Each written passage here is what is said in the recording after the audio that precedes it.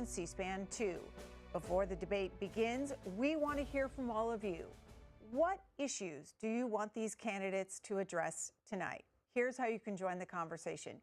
If you are going to vote for the Harris-WALZ ticket, I was born in a small town. I was born in a small town. And the Ohio senator. Oh man. This is where we're at. Can I put it in slow mode? Supporting another candidate. I thought it was in slow mode, dude. Oh god. 22 is your line. You know what? Let me You can do no, so let's skip the slow mode. 748-89. Well, yeah, I mean, honestly, it doesn't even matter. It really doesn't even matter if it, because I don't have the chat on the screen, so what does it matter? They can't do anything. But I do have, so I just want to explain what this is exactly. Hopefully people can see it. I'm gonna have to get another screen. I just got my $1,500 gaming laptop that just came in today. It came in about 4 o'clock this afternoon, so I've been setting that up. And reporters from around the country. Moderator, you make it 30 seconds. Make it 30 seconds. Negative 700 odds for Vance. So what this is this is Polymarket Live. Who will win the debate according to the polls? Now let me explain why it currently has WALZ as the favorite. It's because they factor in terms of like the actual bet, like who will win the debate according to the polls. The polls are all liberal polls. It's like CBS, CNN. So that's the only reason WALZ is the favorite. If they said who would win the debate according to polls, and the poll was Fox News, Vance would be at a 90% chance because debates are so subjective. But you can see WALZ is falling like a rock. But I'm just going to leave this up throughout the entire debate to see what people actually bet on, and it could be manipulated. We don't know. Tricky to quote him, especially for radio, finding a succinct soundbite of the governor. Is this going to change anything or no? No, it's just entertainment, bro. Let's be honest, it's entertainment. Maybe Vance will slip up and I'll start busting out laughing. That would be preferable for me. What folks see on the campaign, but realistically, I don't think it's going to change much. But with this, I guess I could just let this playing on mute. Let me just, yeah, I'll just let that play on mute. WALZ plus 350 for a bow. That would be, I hope the over under on the communist bow on Polymarket is 0.5. I mean, he's only got to do it once. I mean, I don't know if he'll do a communist bow, man. That's tough to break one of those out during the debate, man.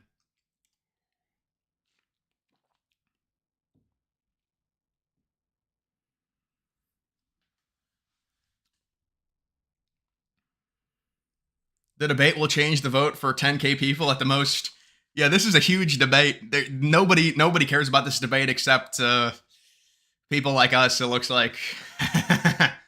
We need a laughing moment like the DNC. That was, I don't think I'm going to have another one of those moments, man. That was too perfect.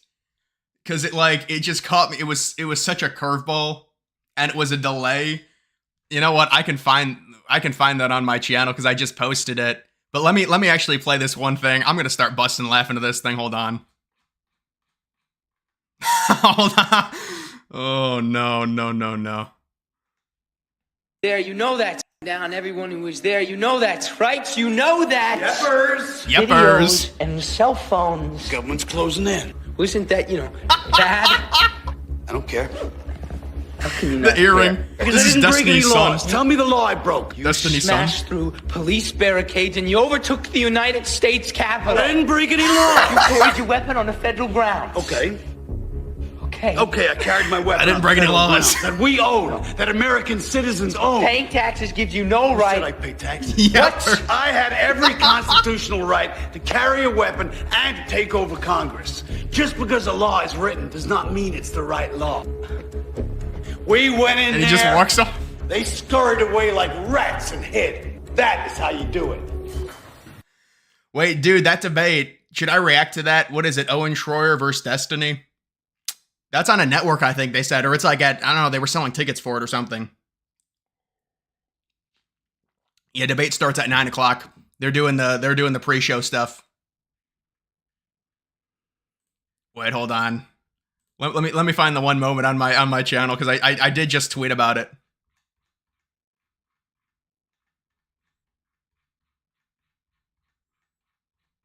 Oh, maybe I tweeted about it a while ago, I guess.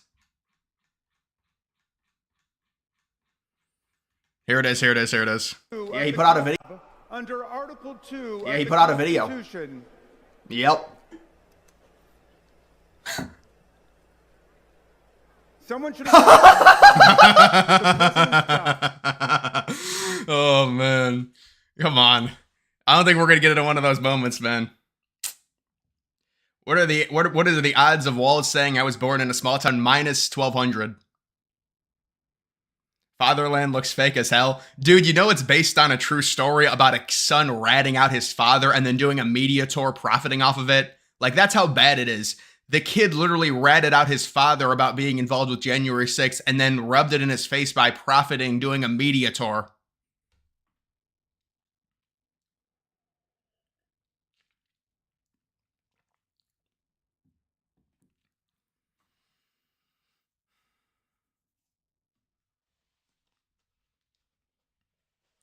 Tampon Tim. Oh yeah, there's prop bets if you want to see that. We'll take a look at some of the bets in it, and I'll tell you if I think they'll say it or not.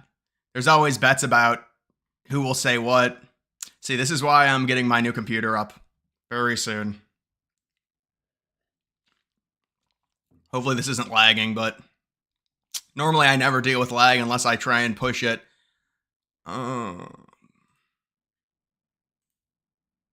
Yeah, I can hear my computer running real bad. What will JD Vance say during the debate? Abortion, 91% chance. Tampon, 29% chance. Kamala Harris, 30 times. I mean, that seems like a lot. No, there was a really good one for that was good for value that everyone knew. I don't think he's going to say hillbilly. Cat, probably not. Stolen Valor, he's going to say that for sure, right? 25% chance. I doubt he'll say Cat. They probably won't want to do that. He probably won't want to bring that up right now.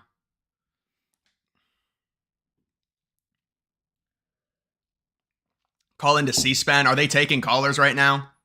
Yeah, that is true. C-SPAN does that. No, it just says support Harris, support Trump. With how we're just basically continuing to allow it to happen. Stolen Valor, I think he'll definitely mention that because they haven't really, it seems like the media kind of buried that. I don't know. How high is weird? Well, that would be Waltz. Really, Couch? He won't go there. He won't, because that would be dumb because it's false. He's not gonna. Well, he might. The only way he would mention tampon is if he was mocking Vance and saying like you're gonna talk about this, but I don't think he'll talk about it. Weird. Yeah, I agree. 50% chance that he'll probably say weird.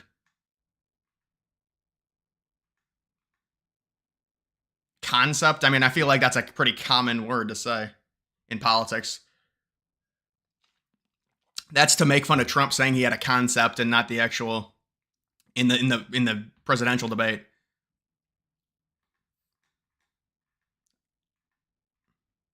Couch, yeah, I don't think he'll say it.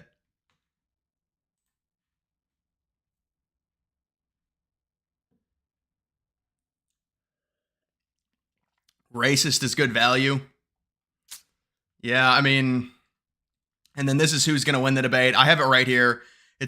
Waltz has been going down. I mean, I don't know how he's the favorite. He's the favorite because the way they do it.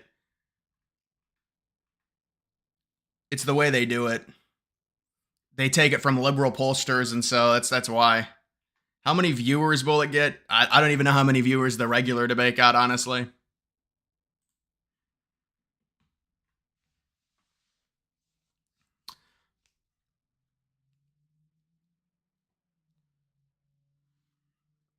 What are the odds World War III happens? In what time frame? How is it determined who wins? It's based off of networks, an overall composite of the network's polls. So like the networks will do a poll on who won the debate, CNN, CBS, and it's the overall average of those basically.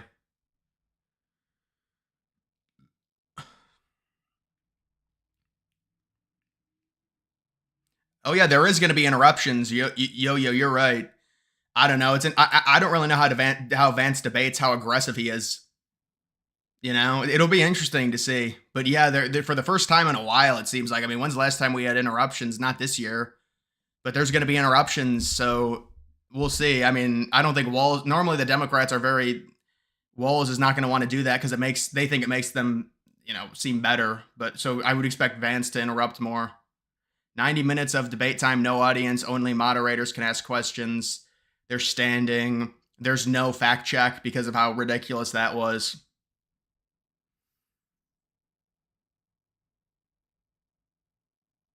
What am I sipping on? Apple cider.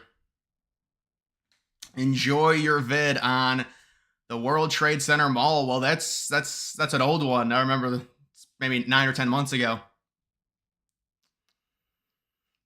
World War III is preventable. Yeah, if we exclude the Middle East, the Middle East will probably start World War III.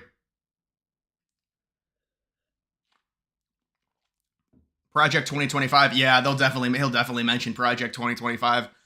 Over under 4.5. It's hard to say, like, going over. I mean, I would say probably around there.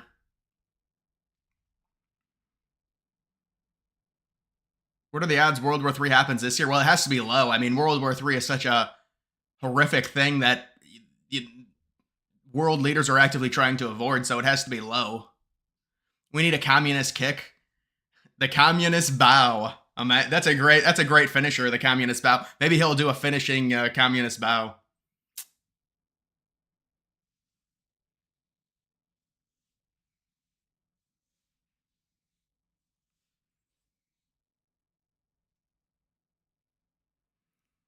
Should I call into C-SPAN and talk about the third? Should I be like, where's the 14th key? I don't know. They're fact-checking each other. Well, that's the way a debate should go. Absolutely. The moderators shouldn't be fact-checking. They can fact-check each other.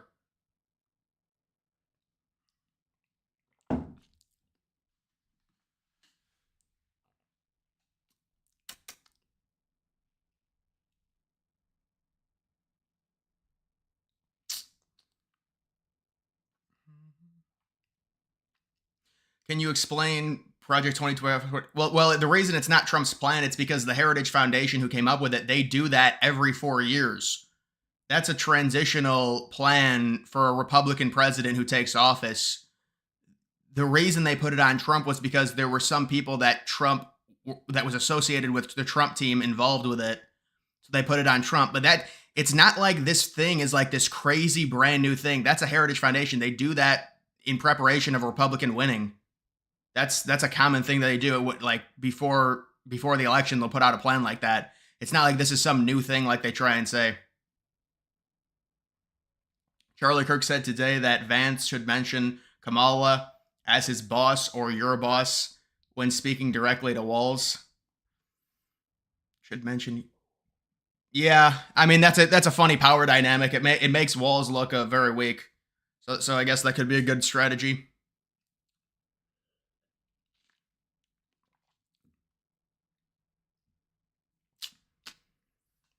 Do you think WALZ is genuinely scared? Well, I'm sure he's very nervous. I mean, obviously Vance is going to be nervous as well. It's a big moment, but I'm sure WALZ is probably a little bit more nervous. It's not like CNN's going to report that or for nothing.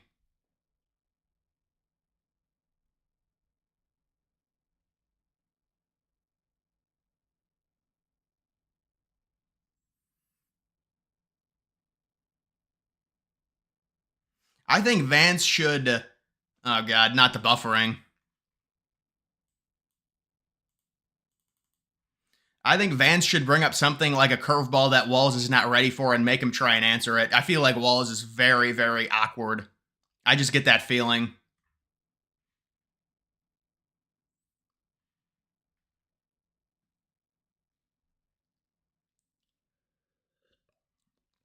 What do you think the first topic will be? Well, sometimes they do real life events, maybe the hurricane, maybe a war in the Middle East. I mean, obviously you could say the economy, right? Isn't that what they did the first topic on the presidential debate about?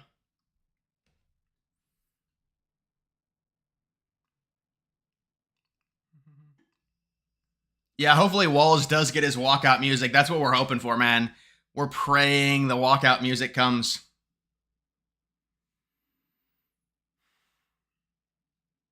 RB, he's just a troll. He's a longtime troll. Call into C-SPAN and ask for more tampons. Oh, man. I don't know, man. This is like a much more laid back, you know. I wish it was, man, I wish they were doing another presidential debate. I know Trump said, you know, he's the one that didn't want to do it. Trump's the one that didn't want to do it, but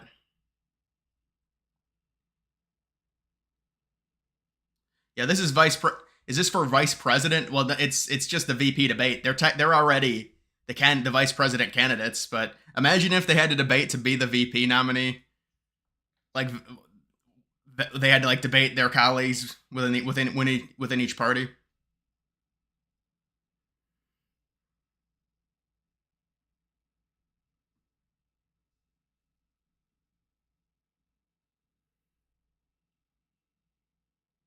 You're gonna go warm up some dinner? Wow, that's a great update. That's great to see. Because there's not another presidential debate, do you think this debate might have more significance? Honestly, probably not. Like, if I'm being real, dude, probably not. I mean, but maybe. I mean, you never know. Look, people are going to definitely pay attention to this VP debate more than other VP debates, just because it seems like more people are involved with politics. Politics is more popular now because of Trump.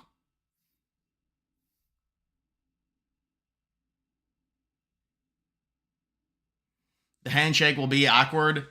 Yeah, WALZ will probably be like friggin' shaking up a storm.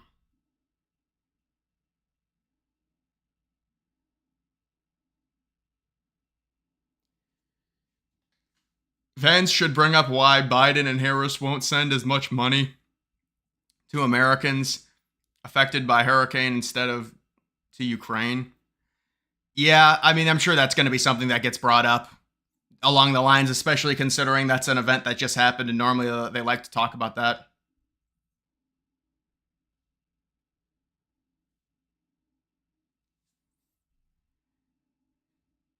The Harris and Trump campaigns agreed to sit down with 60 Minutes. Vice President Harris Where do you will call speak into with this? correspondent Bill Whitaker. I think that'd be a good video if I called in, actually. Maybe I should call in. Where's the phone line, though? Where's the phone number? They're not giving it to me. I don't think the moderators are gonna have a huge impact. You have to understand, they're not fact checking, and they just got bitched out by the Trump campaign during that last debate. It's gonna be similar to the CNN debate, I think. But maybe that's just me, because maybe that's just me being naive. I don't know. Paul, this is gonna be entertaining for sure. Keep up the good work. Yeah, this is. You know what, man? I'm really hoping, and I give Kamala credit. There was really no funny moment that was like so outrageous. Like the Biden debate was just amazing early on.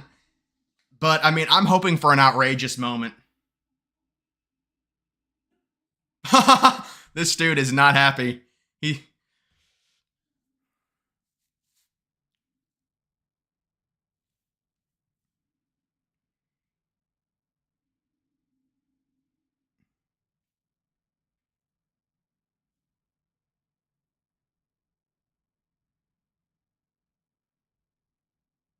No, I would just say my first name if I joined in. Allow them. You can say your first name. Dude, this is a problem. I might need a new stream with this shit. What is this?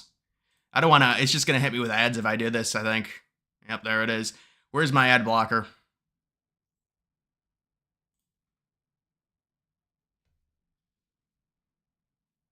John, how high will WALZ leg kick go? 2+ feet? I'd say like 1.5. 18 inches, I'd say. Dude, this is some bullshit.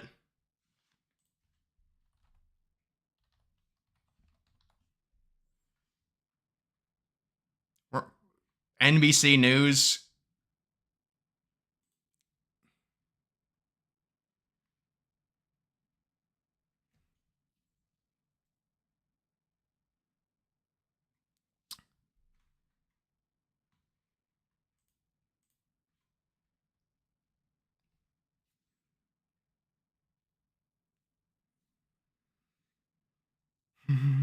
Hopefully WALZ debates as bad as Biden did. Yeah, that would be amazing.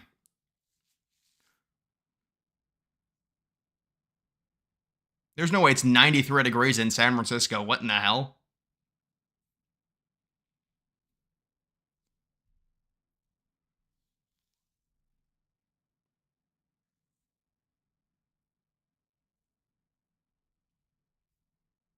You think it's my PC? Yeah, probably. Although this has never been an issue with my PC, to be fair, when I've done this. I did pause it for a half second and then play it, so technically it's like a second off of being live, so that might be why it works now.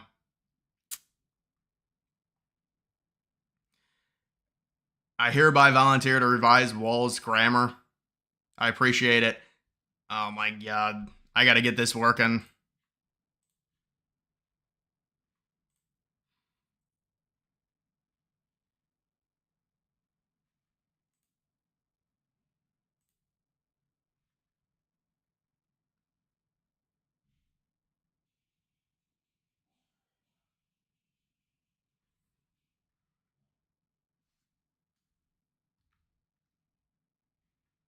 Very little for middle class, working class families and everyday Americans. Senator, you're from the great state of Arizona. Of course, my home. Do people really believe WALZ? Yeah, this is based on liberal polls. You have to understand that. It's based on liberal polls.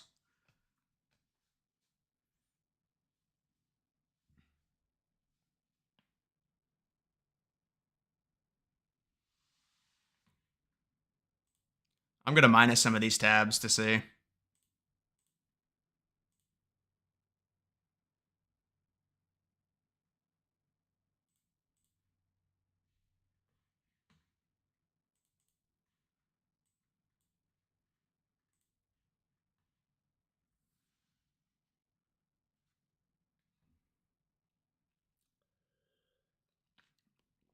Yeah, the debate's not happening yet, man. We got like another 37 minutes. I don't know why this timer is so ahead on this computer. Mark Kelly, the astronaut. Yep, he was with the photo op with Harris at the border. Destiny versus Schroyer. Is it cover? What is it going to be picked up? Is it just going to be on Twitch or is it going to be a network? I don't even know if it would be worth it to do a reaction to that, but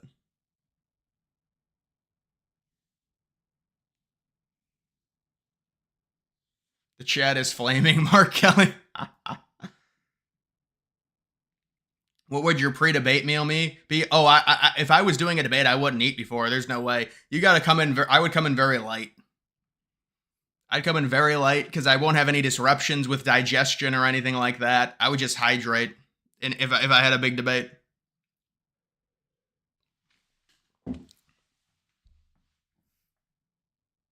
Yeah, probably not going to be on a network. I saw they were advertising it, though. Yeah, I did just minus out a bunch of tabs. That might have been it, actually.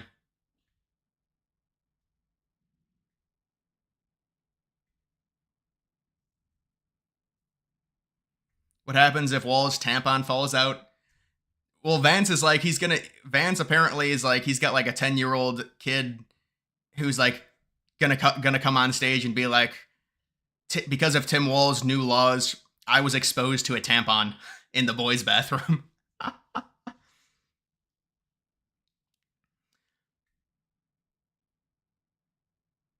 What has NASA done, man? NASA's got to do something. NASA's getting steamrolled by Elon Musk and they're pissed. They're making it hard for Elon to do SpaceX. Thoughts on Big Noon? Terrible. Terrible, terrible, terrible.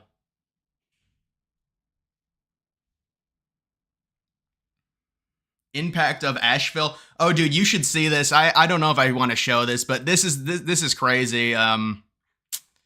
What this woman said. I mean, but this is what these people believe. It's very sad though. I reacted to it. It's a quote. Hit North Carolina and Tennessee. So when I seen the hurricane hit North Carolina and Tennessee, the first thing I thought was, damn, there goes some racists. There we go. We got some gone. And then I just seen this video that like the area it hit is like sundown town after sundown town after sundown town, and they are just completely flattened and gone. And I was like, God's work.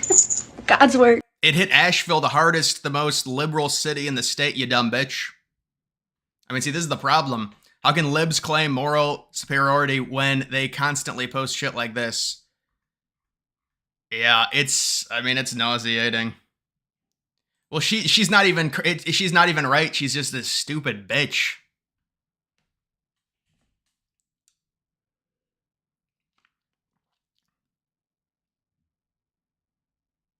Did you see that 40-foot tall Donald Trump statue? Did you see the naked frickin' thing they put up of Trump? They had a naked Donald Trump, liberals did. That might be what you're talking about. That was really, really tall, and it was a naked Trump in Las Vegas. And it just looked like, what are you doing? I mean, these people are just, you want to talk about being weird. That's weird, or that's pretty weird. Demonic. How do you post that? What are you doing? Like, why are you posting that on TikTok? It's just like, my God. They think because, like, they're on a team and oh, I'm going after racists, that makes this right. Georgia falling to 5, I think it's pretty fair. I mean, you could even maybe say they should fall a little bit lower than that, because they were getting blown out 28-0. They came back, I understand, but just don't give her any attention. Well, it doesn't matter if she gets attention. She's not making any money off of that. She had to private her account. She probably had to delete all of her shit. Giving those type of people attention doesn't really matter. They're not going to profit off of that. They would prefer, at this point, I'm sure she wished she got no attention. It hurts. Whenever someone that's unknown goes viral like that in a negative way, trust me, they do not want the attention, because they do not get any money from that or anything, especially on TikTok.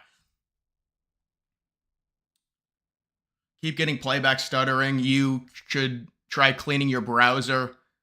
Yeah, well, the thing is, dude, you know what? I haven't gotten it since I had like 7 or 8 extra tabs up here, and I still have 5 tabs, but I've minused most of the tabs out, and I haven't gotten it. So if I get it one more time, I'll do it. But I think that was the main problem. Maybe I should just clear my history or something.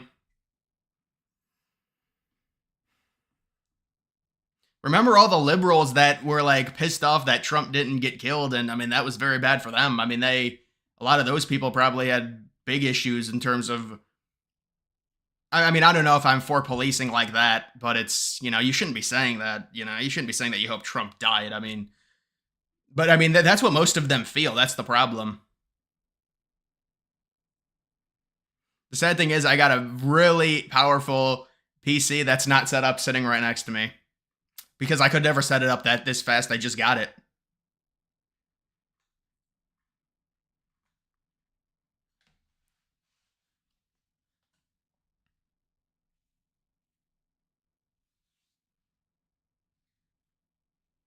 Search history reveal. Oh, there'd be nothing bad on here, on this computer.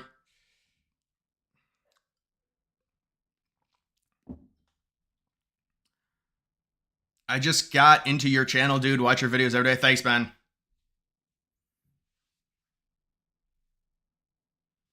Will we get a video on the PC? I want to do a video on my office, honestly, because I am getting another desk. Well, I have it. The thing is, I have another desk, but I don't want to. It's so large. I'm about to be moving, so I don't want to put it up right now. And it's in a box, but it's like, it's a lot bigger than this desk, and I'm gonna probably get a new monitor. I mean, this is a $350 monitor.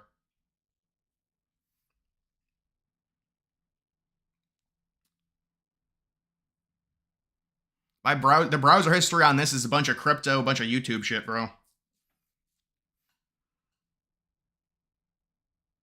Who's hosting the debate? CBS. What time is it starting? 9 o'clock, so 29 minutes. Yeah, the homeowners association there's been problems with that. Many people are having issues with Trump signs with the homeowners associations. They say you can't put this up, you got to take it down. I've seen a lot of different stories about those.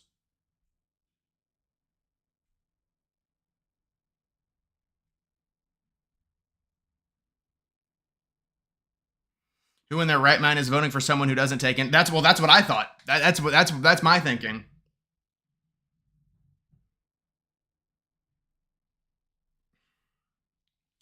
Yes, that's a good question. What do you think about the strikes at the ports and how they impact the election? Well, it'll be interesting to see what happens there because from what I know, they don't just want a 77% raise. They want there to be a guarantee that they're not going to be automating. And if you look at what's going on in China, all their ports a lot of them are automated to where it's like there's 10 little kids like controlling everything. I'm not even kidding you. If you see the videos, there's like 10 Chinese kids or 17-year-olds. It's like they have a gaming setup and they control all the ports. And that's what these people are afraid of happening. So they're renegotiating and this is their power. So they have to go on strike to try and demand and I don't know how it'll affect, honestly. People say, oh, it's going to affect all this stuff. Who knows? I mean, nobody really knows exactly what it's going to affect. But they said it's going to take time for it to affect. If they stay on strike for a month, it's going to be a big problem. But it's not good for the incumbents. Whoever the incumbents are, that's not good. You don't want that.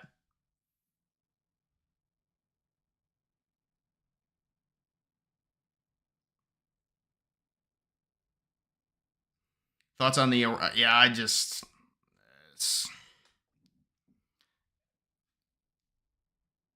I can't say I'm surprised with the missiles. No, I'm not surprised. I would be surprised if nothing happened. That's what I'd be surprised with.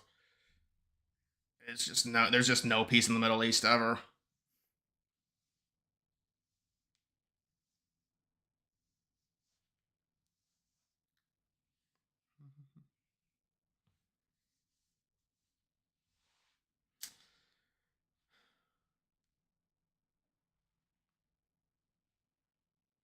I wouldn't assume inflation will be an issue.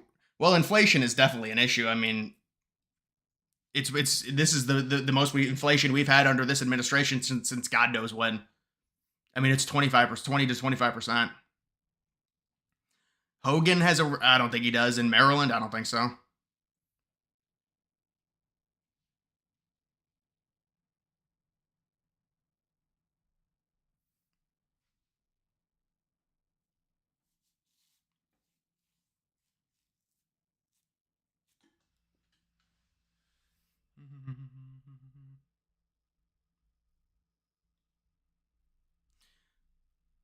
Why are some on the right saying Iran wants Kamala to win? Yeah, because I mean that's been a huge narrative because they've had apparently assassination plots against Trump. That's why. Which I don't know, man. I just think that's a whole fucking mess. Obviously, that would be the worst case scenario ever for something to happen to Trump, and then liberals can blame it on Iran.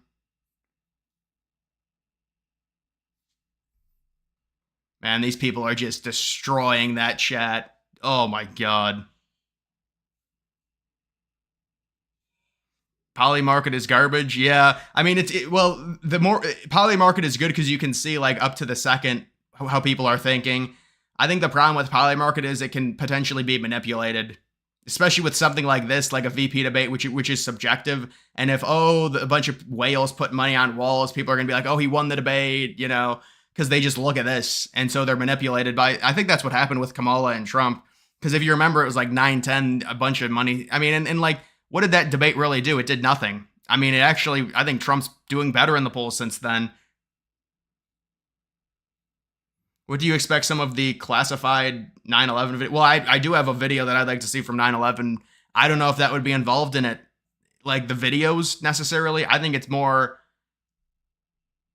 the government and what they knew about the hijackers before the event happened and what the administration knew. Less than the videos, because I know a lot. We want to see the videos, to be honest, like surrounding like what happened with like within the Twin Towers on that day. But I don't think that's what would be released. But maybe if they declassify everything, it'd be all of it.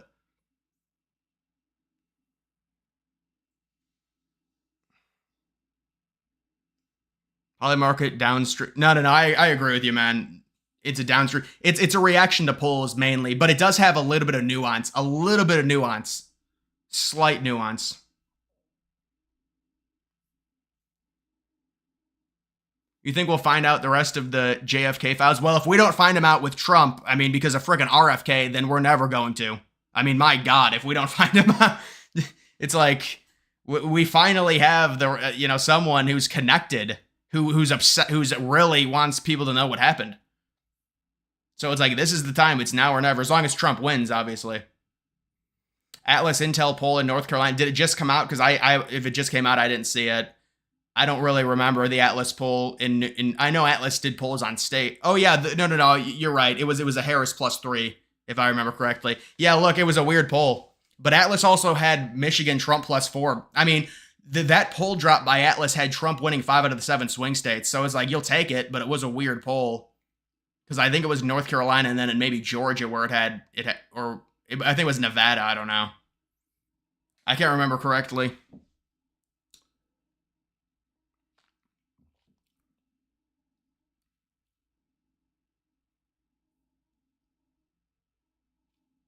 Do you think Harris really had a job at McDonald's? It's the great question of the 2024 election. Do you see more Brown or Moreno signs? Brown. I live in a Republican suburb. It's a slight more like 65 Republican suburb. But it doesn't mean a lot. I haven't seen many signs for either of them.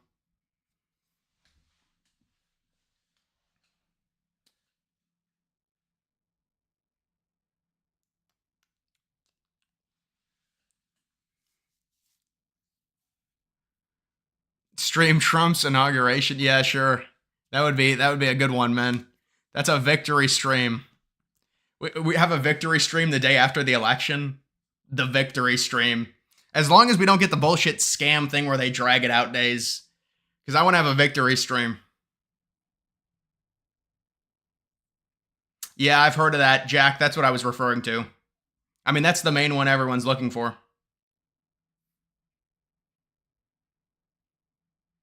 Dude, this dude's looking like he's interrogating someone. What is this? A lot of talk in the immediate wake when Trump picked him that he could be a drag on the ticket. There was some buyer's remorse. Yeah, I remember a liberal saying, oh, Trump, Vance is going to be removed. I mean, we also did say WALZ was going to be removed, to be fair, but it's just funny. How confident are you in Moreno winning? I'm very confident. I think he'll win by around 3. There's no way there's going to be that much split ballot voting because Trump wins by 8 or 9 in Ohio. He'll pull Moreno.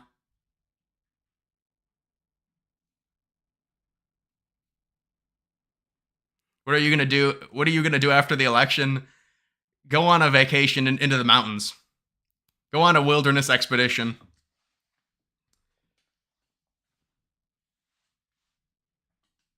You had a summer job at McDonald's? Well, that's what they were saying. They were like, 1 in 3 people have worked at McDonald's, and 1 in 3 Americans have worked at McDonald's.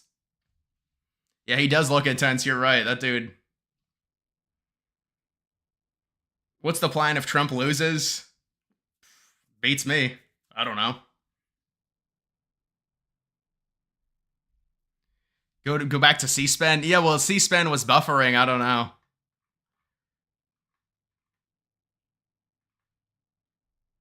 Haha. Dude, look at this. The watch party. Come on with this, man. Get this shit out of here. C-SPAN doesn't even show up on here. What the fuck? CNN News, ABC.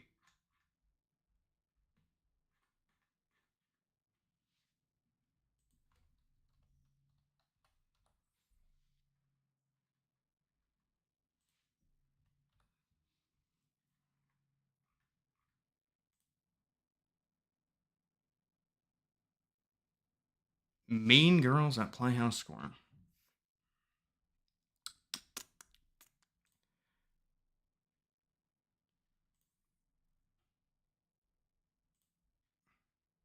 Can I go to 720 and be fine? Jesus. CBS has it. I mean, they're talking to this dude from his basement. It's like, Jesus, this is not good.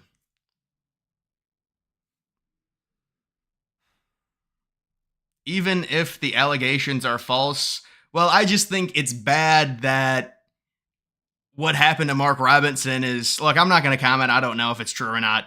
But they like dug something 14 years ago. Like, I mean, I don't know, man. Come on. You're going back 14 years. It's like, I mean, I don't know. It's not good, but I don't know if it's true. But I know Mark Robinson has done a good job with the relief. But Mark Robinson's a problem for Trump if he actually loses by 15 to 20 points. It is a bit of an issue. And that was the goal of that leak. I mean, they were trying to make Mark Robinson just get destroyed, and then it would hurt Trump up ballot. Trump would have to fumble so hard to lose. Yeah, I agree. I don't think there's any way that, I mean, listen, they're going to dump major money into ads against Trump, and it's an election, so, but I don't think Trump's going to lose. Too big to rig. Well, also the other thing is there's not enough mail-in ballots to rig, you know what I'm saying? So it's like, it's going to be very hard to see for them to do that this cycle.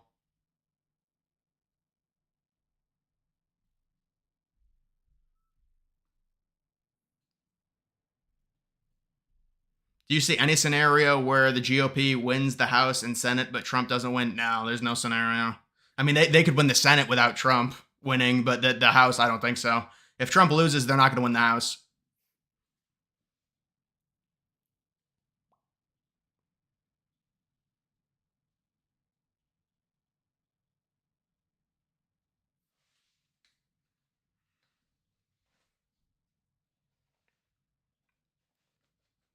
What would the Democratic Party do if Trump flips New York and Virginia? Well, those are two very different. I mean, he's got a chance in Virginia, not really in New York, but it would be a crisis mode, that's for sure.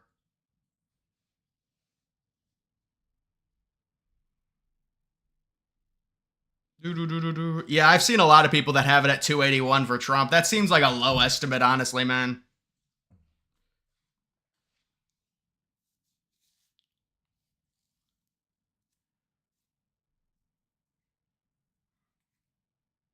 All right, we're about 18 minutes away. It's a 90-minute debate. Yeah, you're right, Jose. Robinson helping with flooding relief while Stein is nowhere. Well, you know, Stein was apparently at an elitist fundraiser with Josh Shapiro. I know, that's what Republicans are saying. It's going to help Robinson. I mean, we'll see. Hopefully it can at least bring, because these polls, they're aberration instant reactions to the Robinson news, so that's why they've got him down by 20 and stuff. But he's really probably only down by like 10 or 9, and maybe this brings it a little bit closer. You know, if he loses by like 5 or 6, Trump would be fine in North Carolina. These are aberration polls that are just rapid reacting to the CNN leak.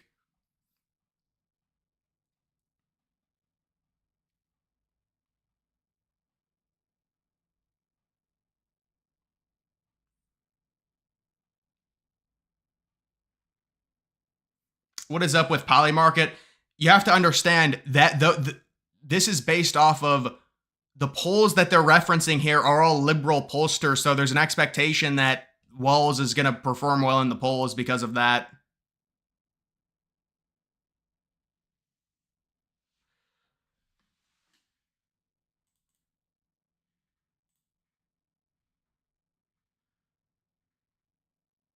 Whoops.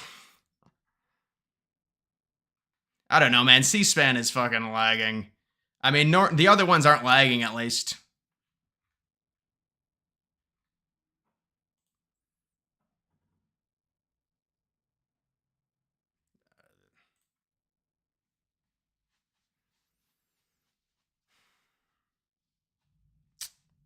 King Bull, I agree with you. I agree. You canceled your Netflix? Yeah, I saw a lot of people doing that. It's interesting how they always pick sides and it ends up hurting them, these businesses.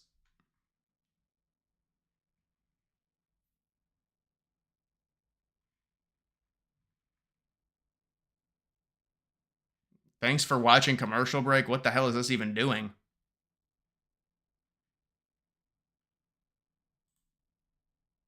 Oh, not David again.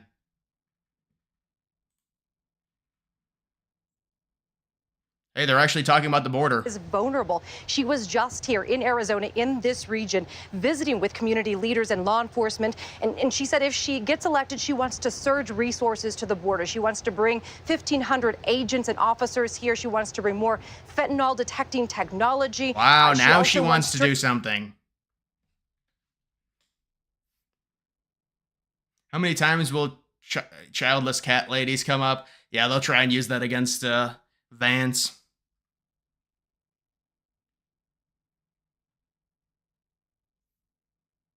Netflix cancellations tripled. Yeah, I saw the reports on that as well.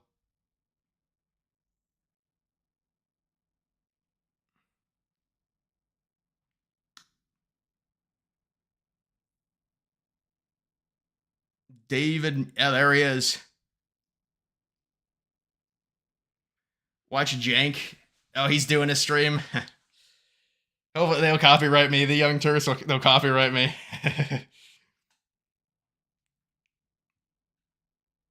Did you hear the Secretary General of NATO was replaced? No, I'll have to look into that, but my instant reaction is it's probably not going to mean anything. It's far more important which party wins the presidency for the United States in terms of NATO rather than the secretary. Because I would imagine, I mean, all those people are just, they all have the same viewpoint on NATO. NATO needs to exist. All those European countries, they know it because they have the United States by the balls, which they shouldn't. I mean, it should be the other way around. But it's a weird dynamic. It's interesting. What if we just got rid of NATO and like after the Soviet Union fell?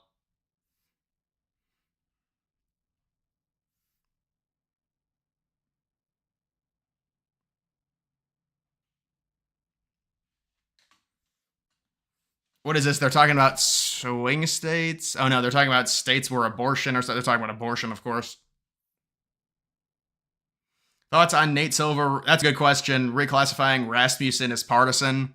Well, apparently what was reported was that Rasmussen was in contact with the Trump campaign or something. It is kind of funny considering Rasmussen, according to all the grades, has been one of the more accurate pollsters in both 2016 and 2020. And then they classify it to way down, to make it less in terms of its weight, but it's been one of the most accurate pollsters. But now they're saying it means less. So I don't know, man. I think it's pretty ridiculous. But I mean, if they're saying it's basically they're saying collusion with Trump, like, oh, they're Trump's pollster or something, or they're telling Trump, if he's losing. I mean, this is absurd. What is this crap? The thing is, even if I do put these on, it just doesn't do anything. Well, sometimes it works, I guess. How are you? They're gonna. Well, I guess they've got an ad playing anyways.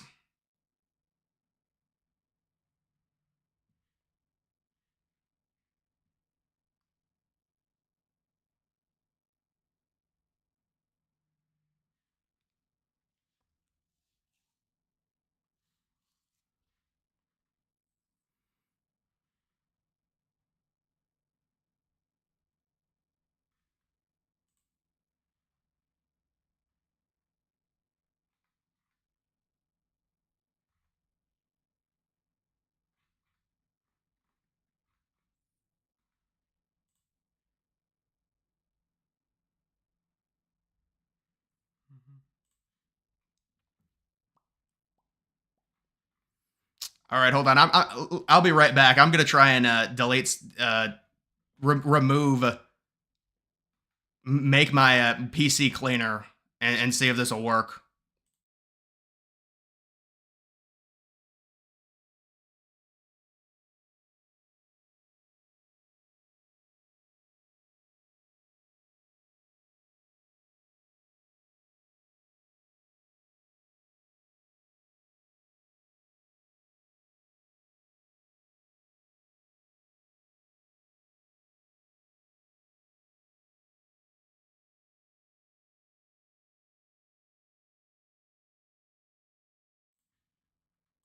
I deleted browsing data. No, I deleted the browsing data. But listen, if I have to remove this, I will. I think it might actually be this fucking update, this live update Polymarket thing. I tried incorporating it, but it's making it lag. Because I never had this problem before. But if it starts, I'm gonna have to remove this if it does, and I'll just pull it up on another screen.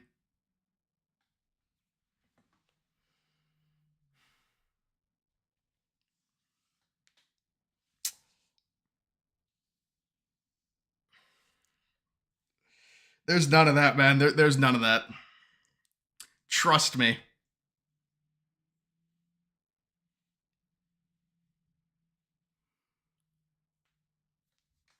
What did that say? Drone videos ever showed whales or some bullshit?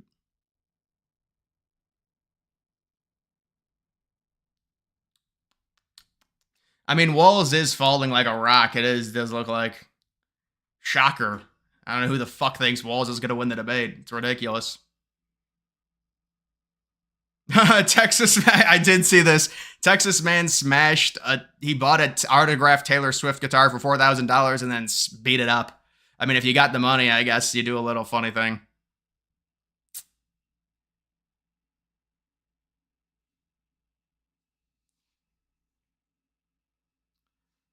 Who carries MAGA, JD, or Vivek? Doesn't it? It depends on if Trump wins, does it not?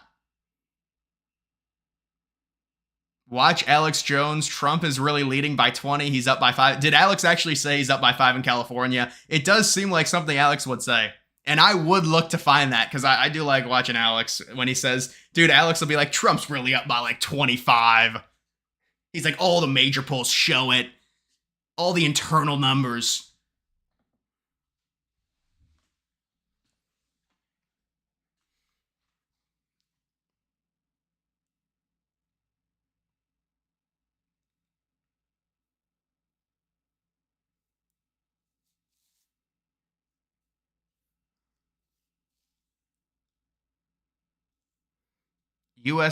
SS United States, it got sold to be an artificial reef. So that's a ship. Yeah, they'll sink ships on purpose and they turn into artificial reefs. I didn't hear of that specific one, but I know that's a common thing they do.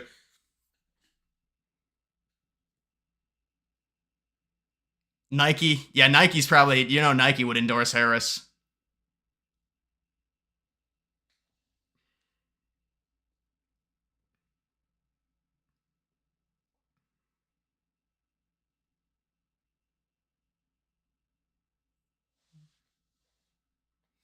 Vivek is literally all talk. Well, dude, I think Vivek is right. We don't need that though.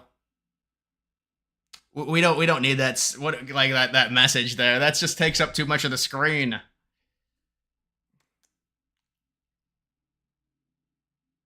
I think Vivek he's done good things in terms of his debate style and his ability to take it to Democrats. I think he's been pretty impressive.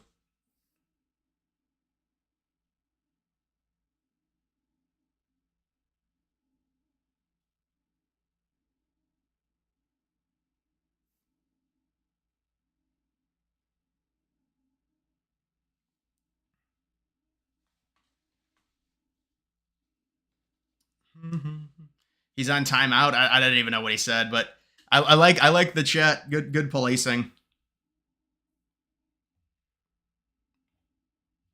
Audio. I mean, I'll turn the audio on when it starts. It's just bullshit. I mean, NBC talking.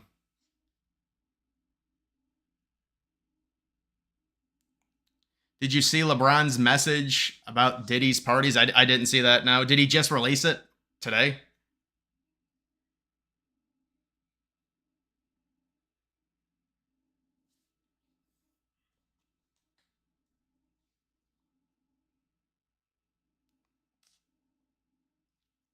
I don't know. I don't know if any of the Diddy stuff's going to get exposed, guys. Remember the Epstein list. I mean, we'll see what happens. I mean, it's different because he's alive, but he said, "Coach, I got your back." What does that mean?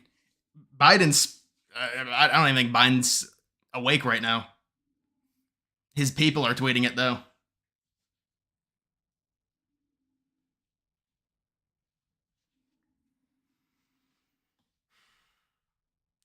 Byron Donalds running one day. Yeah, a lot of people do like Donalds. He was humiliating the I saw him on the Breakfast Club, yeah.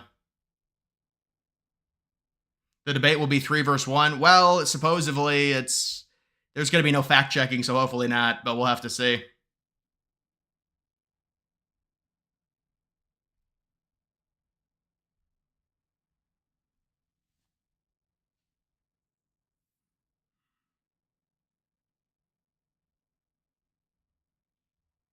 Who is the guy mimicking you on X? I don't know. Can you be more specific? There might be a few different accounts.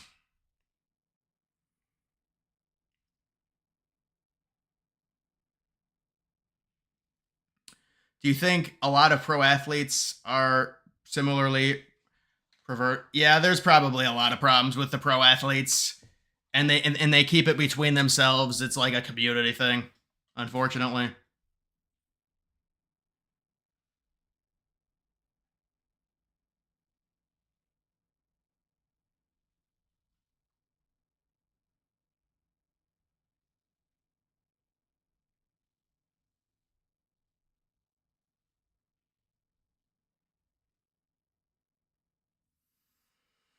Did you see the 3 guys behind Kamala at the one rally? Or I think it was WALZ. It might have been behind WALZ. I mean, it was hilarious.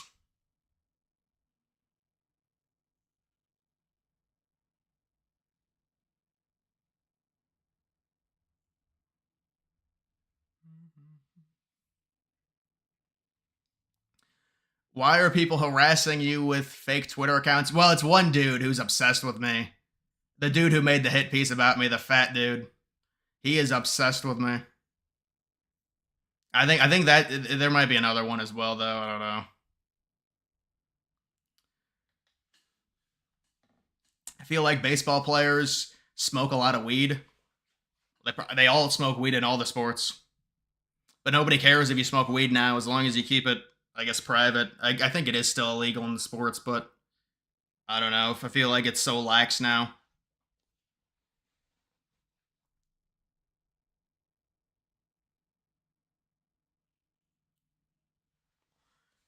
Oh, wait, it's not on yet.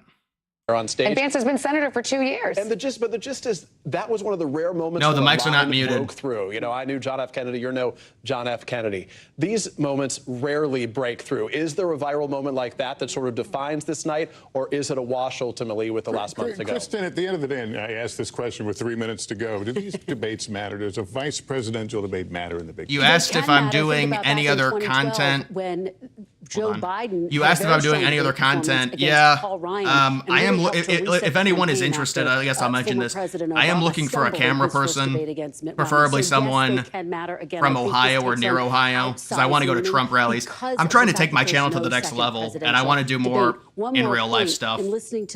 So if you're interested, just DM me or email me or DM me on Twitter, something like that. But yeah, I am looking to do different stuff. Argument by 9 points. I think that's part of the work that JD Vance is going to try to do. Well, change is interesting because she's an incumbent, but so is former President Trump. That's right. So it's interesting to see that. I mean, people say, they like to say, conventional wisdom, these vice presidential debates don't matter. And maybe they didn't when elections weren't decided by 10,000 voters that's in a exactly Midwest right. state. In 2 different states, and that's it. I come back to something that you have said. Odds on WALZ saying I'm speaking, I don't think it would really affect things. Here, right? It's hard I don't think it has the zap that Kamala does. Especially with the dynamic of no next debate for the presidential candidates. Remember what this race is going to come down to. Those 6 critical battlegrounds, the economy and immigration. We have seen that consistently in the polling. Expect to hear both of those issues hammered big time on stage tonight. Worth noting also, this is the first presidential election since Roe was overturned. I think that's. Is it? I mean, what is going on? Can we get to it? On tonight. Is that going to make a huge difference in terms of expectations based on what we saw in the presidential debate? Remember, it was the Harris campaign that in the presidential debate wanted the mics to be on throughout here. This time, they are on throughout. CBS can turn them off as necessary. Just get to the debate. Shut up. They're hoping that you can hear those snide comments, perhaps by either side. Show of hands, who thinks there will be another debate between Trump and Harris? Listen to you at this show of hands. Not by your network. Holy Who shit. thinks there should be? Is that Lindsay Davis? Okay, all right, there we go. Good answer. Well, She already admitted it was rigged the first one. Now 9 p.m. here in New York City.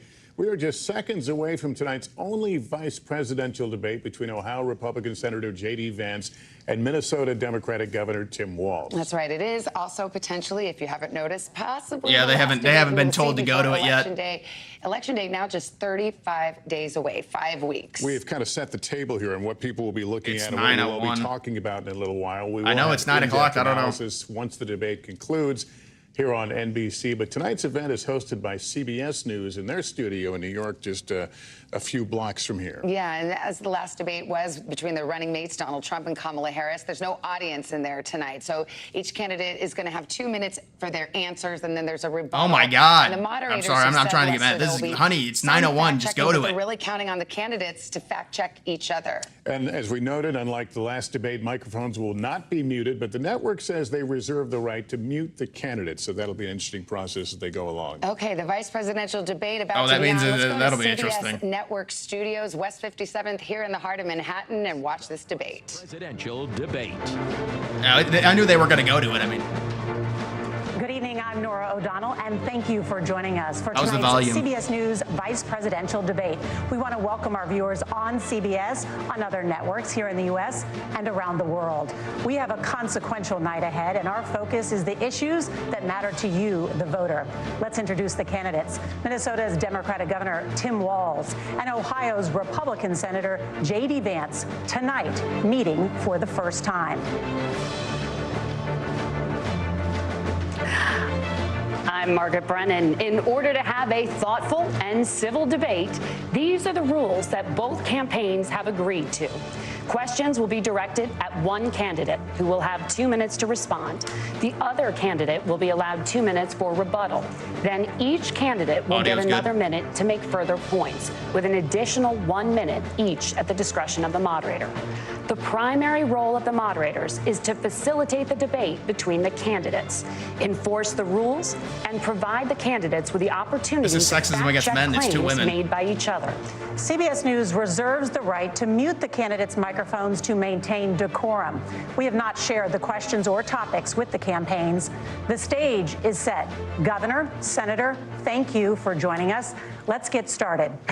Tonight, our country is facing several unfolding crises. The Middle East is on the brink of war. Americans are suffering from the catastrophic impact of Hurricane Helene, and now a labor strike as 25,000 dock workers from Maine to Texas are picketing. We're going to begin tonight with the Middle East. Margaret. Thank you, Nora.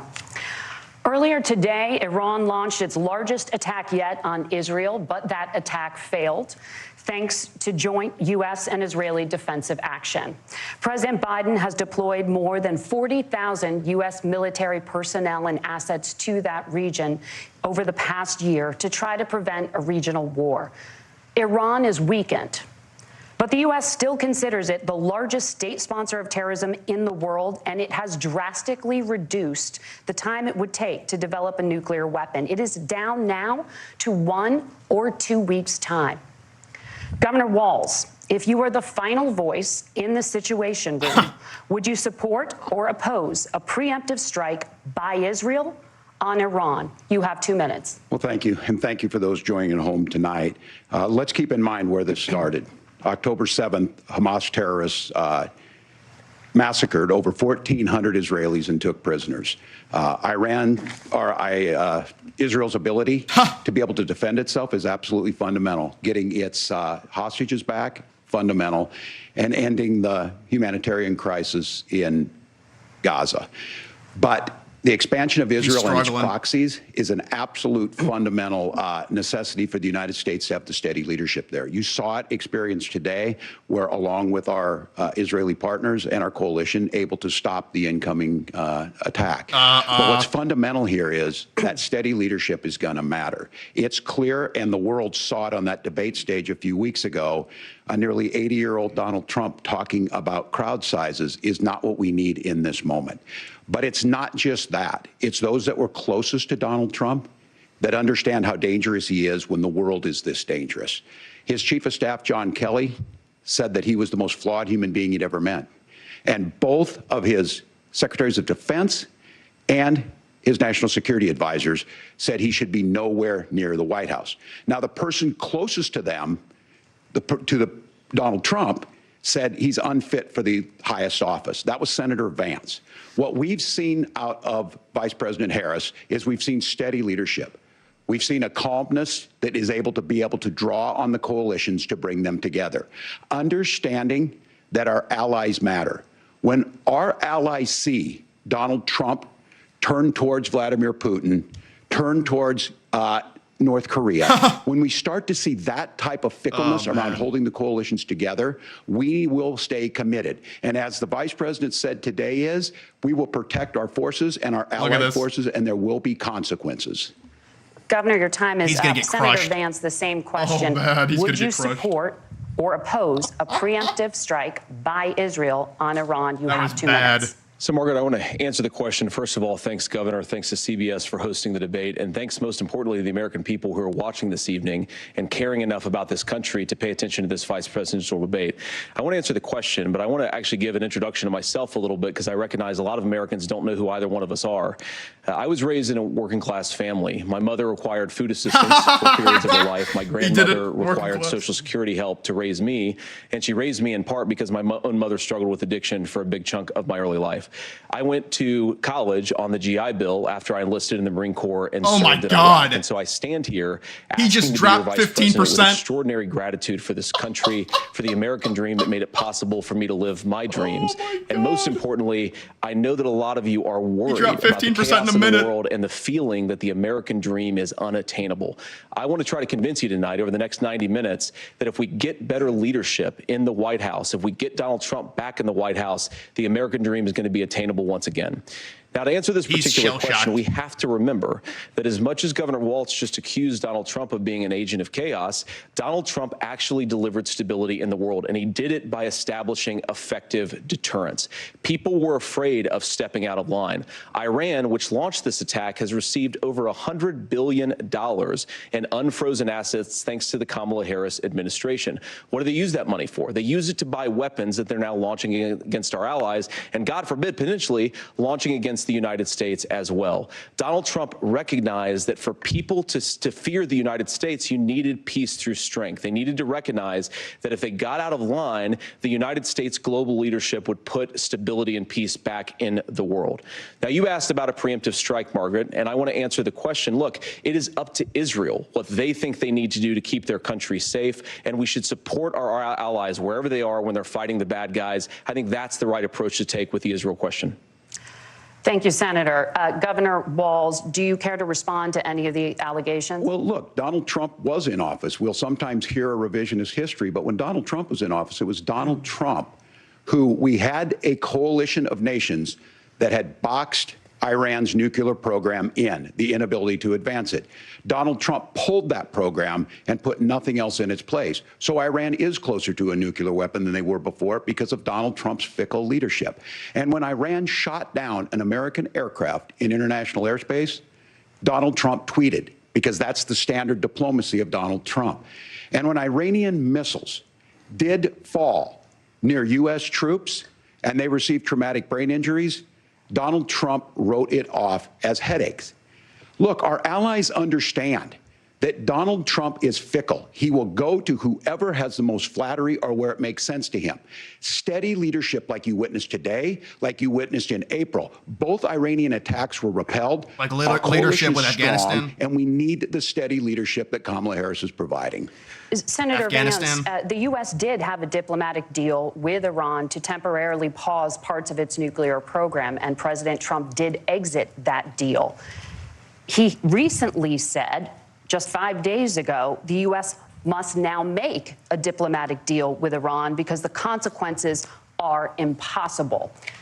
Did he make a mistake? You have 1 minute. Well, first of all, Margaret, diplomacy is not a dirty word, but I think that's something that Governor Walz just said is quite extraordinary. You yourself just said Iran is as close to a nuclear weapon today as they have ever been. And Governor Walz, you blame Donald Trump, who has been the vice president for the last 3.5 years. And the answer is your running mate, not mine. Donald Trump consistently made the world more secure. Now, we talk about the sequence of events that led us to where we are right now, and you can't ignore October the 7th, which I appreciate Governor Walz bringing up. But when did Iran and Hamas and their proxies attack Israel? It was during the administration of Kamala Harris. So Governor Walz can criticize Donald Trump's tweets, but effective, smart diplomacy and peace through strength is how you bring stability back to a very broken world. Donald Trump has already done it once before. Ask yourself at home, when was the last time, I'm 40 years old, when was the last time that an American president didn't have a major conflict break out? The only answer is during the 4 years that Donald Trump was president. Gentlemen, we have a lot to get to. Nora? Margaret, thank you. Vance, very well spoken, like we thought, just like we expected. The storm could become one of the deadliest on record. More than 160 people are dead and hundreds more are missing. Scientists say climate change makes these hurricanes larger, stronger, and are we more seriously deadly doing this because new of talking the historic rainfall. Senator Vance, according to CBS News polling, 7 in 10 Climate change is the number 2 topic talked about. More than 60% of Republicans under the age of 45 favor the U.S. taking steps to try and reduce climate change. Senator, what responsibility would the Trump administration have to try and reduce the impact of climate change? I'll give you 2 minutes. Sure. So first of all, let's start with the hurricane, because it's an unbelievable, unspeakable human tragedy. I just saw today, actually, a photograph of 2 grandparents on a roof with a 6-year-old child, and it was the last photograph ever taken of them because the roof collapsed and those innocent people lost their lives. And I'm sure Governor Walz joins me in saying our hearts go out to those innocent people, our prayers go out to them, and we want as robust and aggressive as a federal response as we can get to save as many lives as possible, and then, of course, afterwards, to help the people in those communities rebuild. I mean, these are communities that I love. Some of them I know very personally in Appalachia, all across the Southeast. They need their government to do their job. And I commit that when Donald Trump is president again, the government will put the citizens of this country first when they suffer from a disaster. Now, Nora, you asked about climate change. I think this is a very important issue. Look, a lot of people are justifiably worried about all these crazy weather patterns. I think it's important for us, first of all, to say Donald Trump and I support clean air, clean water. We want the environment to be cleaner and safer. But one of the things that I've noticed some of our Democratic friends talking a lot about is a concern about carbon emissions, this idea that carbon emissions drives all of the climate change. Well, let's just say that's true, just for the sake of argument, so we're not arguing about weird science. Let's just say that's true.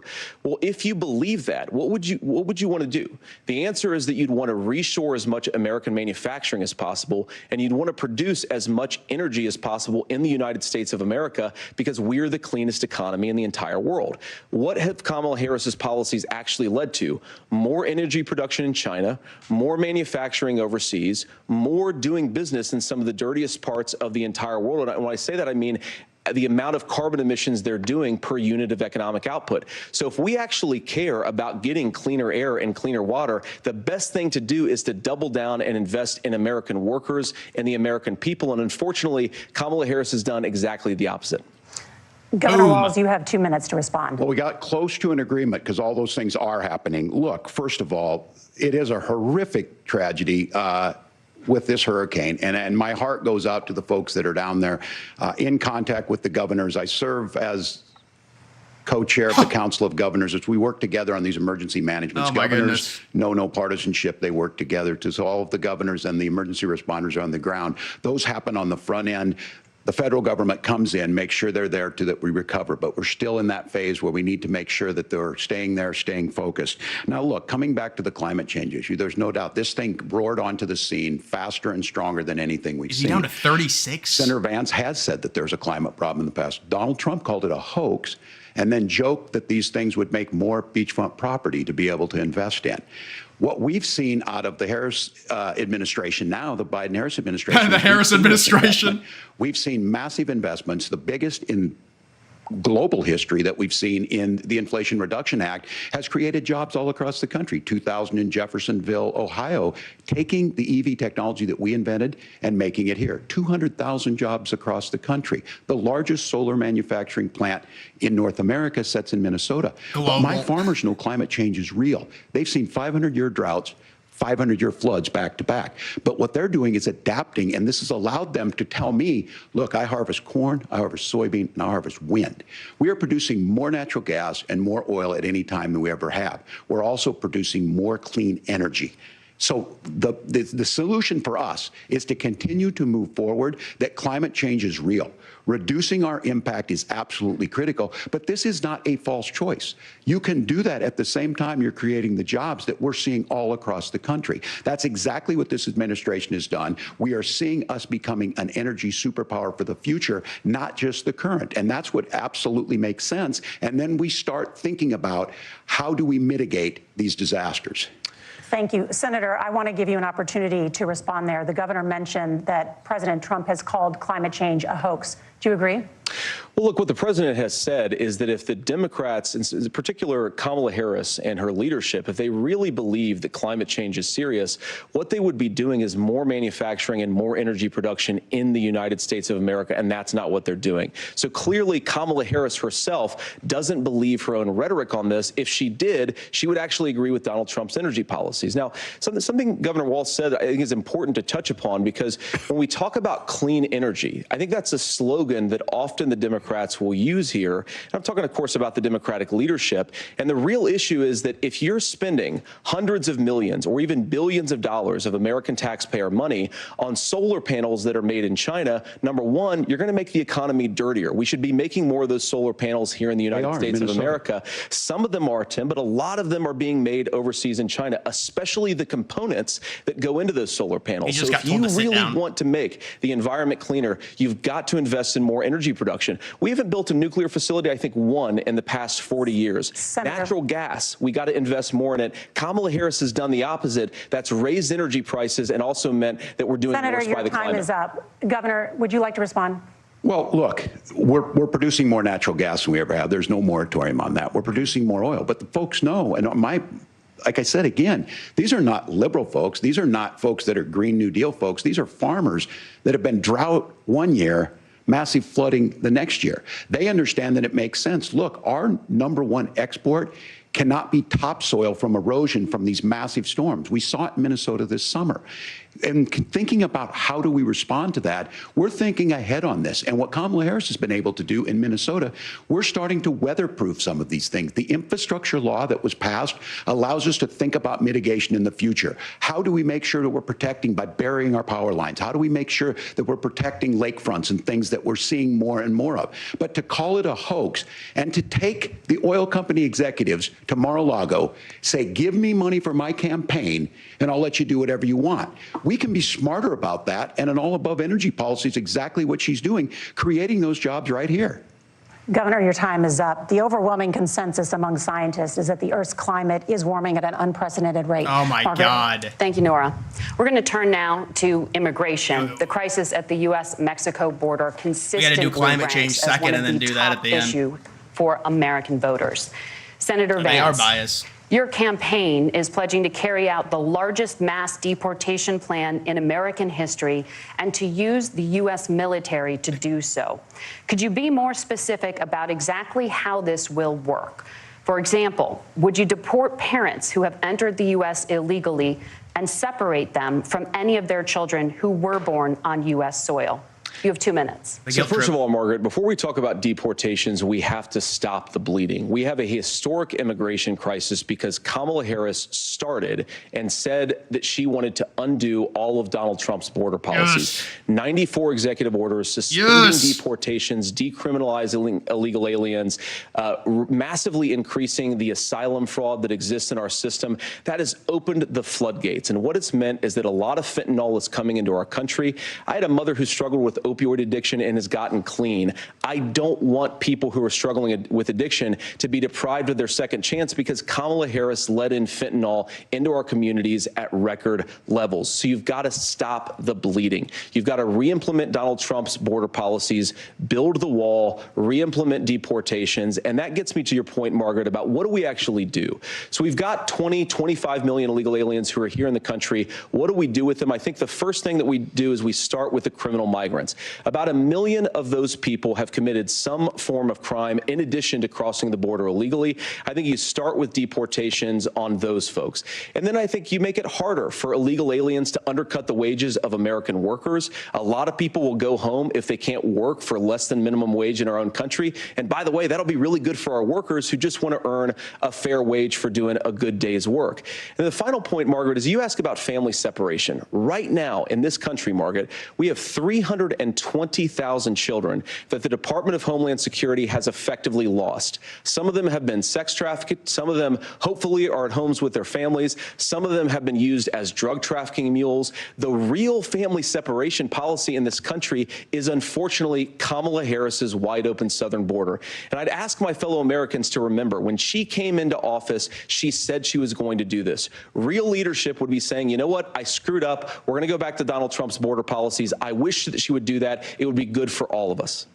Correct. Governor, do you care to respond to any of those specific allegations, including that the vice president is, quote, letting in fentanyl and using kids as drug mules, among other things regarding children? The drug mule is not true, but I will say about this, about the fentanyl, because this is a crisis of this, the opioid crisis. And the good news on this is the last 12 months saw the largest decrease in opioid deaths in our nation's history, 30% decrease in Ohio, but there's still more work to do. But let's go back to this on immigration. Kamala Harris was the Attorney General of the largest state and a border state in California. She's the only person in this race who prosecuted transnational gangs for human trafficking and drug interventions. But look, we all want to solve this.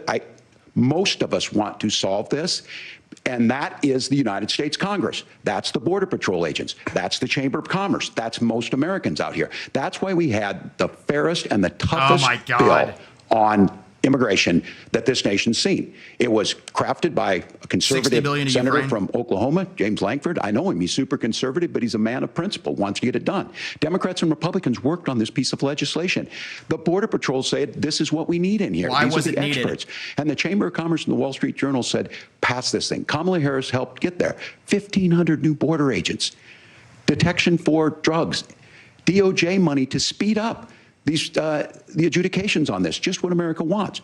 But as soon as I was getting ready to pass and actually tackle this, Donald Trump said no, told them to vote against it because it gives him a campaign issue. It gives him what would Donald Trump talk about if we actually did some of these things? And they need to be done by the legislature. You can't just do this through the executive branch. So look, we have the options to do this. Donald Trump had 4 years. He had 4 years to do this, and he promised you, America, how easy it would be. I'll build you a big, beautiful wall, and Mexico will pay for it. Less than 2% of that wall got built, and Mexico didn't pay a dime. 70% but here we are again, 9 years after he came down that escalator, dehumanizing people and telling them what he was going to do. As far as the deportation plan, at one point, Senator Vance said it was so unworkable to be laughable. So that's where we're at. Pass the bill, she'll sign it. Governor, your time is up. Senator, the question was, will you separate parents from their children, even if their kids are U.S. citizens? You have 1 minute. Margaret, my point is that we already have massive child separations thanks to Kamala Harris's open border. And I didn't accuse Kamala Harris of inviting drug mules. I said that she enabled Mexican drug cartels to operate freely in this country. And we know that they use children as drug mules, and it is a disgrace, and it has to stop. Look, I think what Tim said just doesn't pass the smell test. For 3 years, Kamala Harris went out bragging that she was going to undo Donald Trump's border policy. She did exactly that. We had a record number of illegal crossings. We had a record number of fentanyl coming into our country. And now that she's running for president, or a few months before, she says that somehow she got religion and cared a lot about a piece of legislation. The only thing that she did when she became the vice president, when she became the appointed border czar, was to undo 94 Donald Trump executive actions that opened the border. This problem is leading to massive problems in the United States of America. Parents who can't afford health care, schools that are overwhelmed. It's got to stop, and it will when Donald Trump is president again. Senator, your time is up. Governor, what about our CBS News polling, which does show that a majority of Americans, more than 50%, support mass deportations? No shit. Look, we fix this issue with a bill that is necessary, but the issue on this is what happens when you don't want to solve it. You demonize it.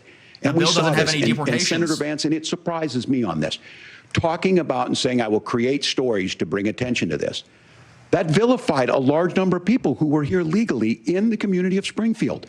The Republican governor said, it's not true, don't do it. There's consequences for this. There's consequences. We could come together. Senator Lankford did it. We could come together and solve this if we didn't let Donald Trump continue to make it an issue. And the consequences in Springfield were the governor had to send state law enforcement to escort kindergartners to school. I believe Senator Vance wants to solve this, but by standing with Donald Trump and not working together to find a solution, it becomes a talking point. And when it becomes a talking point like this, we dehumanize and villainize other human beings. Tim, Governor, your time is up. Senator, I'll give you 1 minute, but let me just ask you the question first. The governor has made the point, and I think as a sitting lawmaker, you know that Congress controls the purse strings and any funding. So you have said repeatedly that Donald Trump would through executive action, solve this? Do you disagree that Congress controls the purse strings and would need to support many of the changes that you would actually want to implement? You have 1 minute. Look, Margaret, first of all, the gross majority of what we need to do at the southern border is just empowering law enforcement to do their job. I've been to the southern border more than our borders are. Kamala Harris has been. And it's actually heartbreaking because the Border Patrol agents, they just want to be empowered to do their job. Of course, additional resources would help, but most of this is about the president and the vice president empowering our law enforcement to say, if you try to come across the border illegally, you've got to stay in Mexico, you've got to go back through proper channels.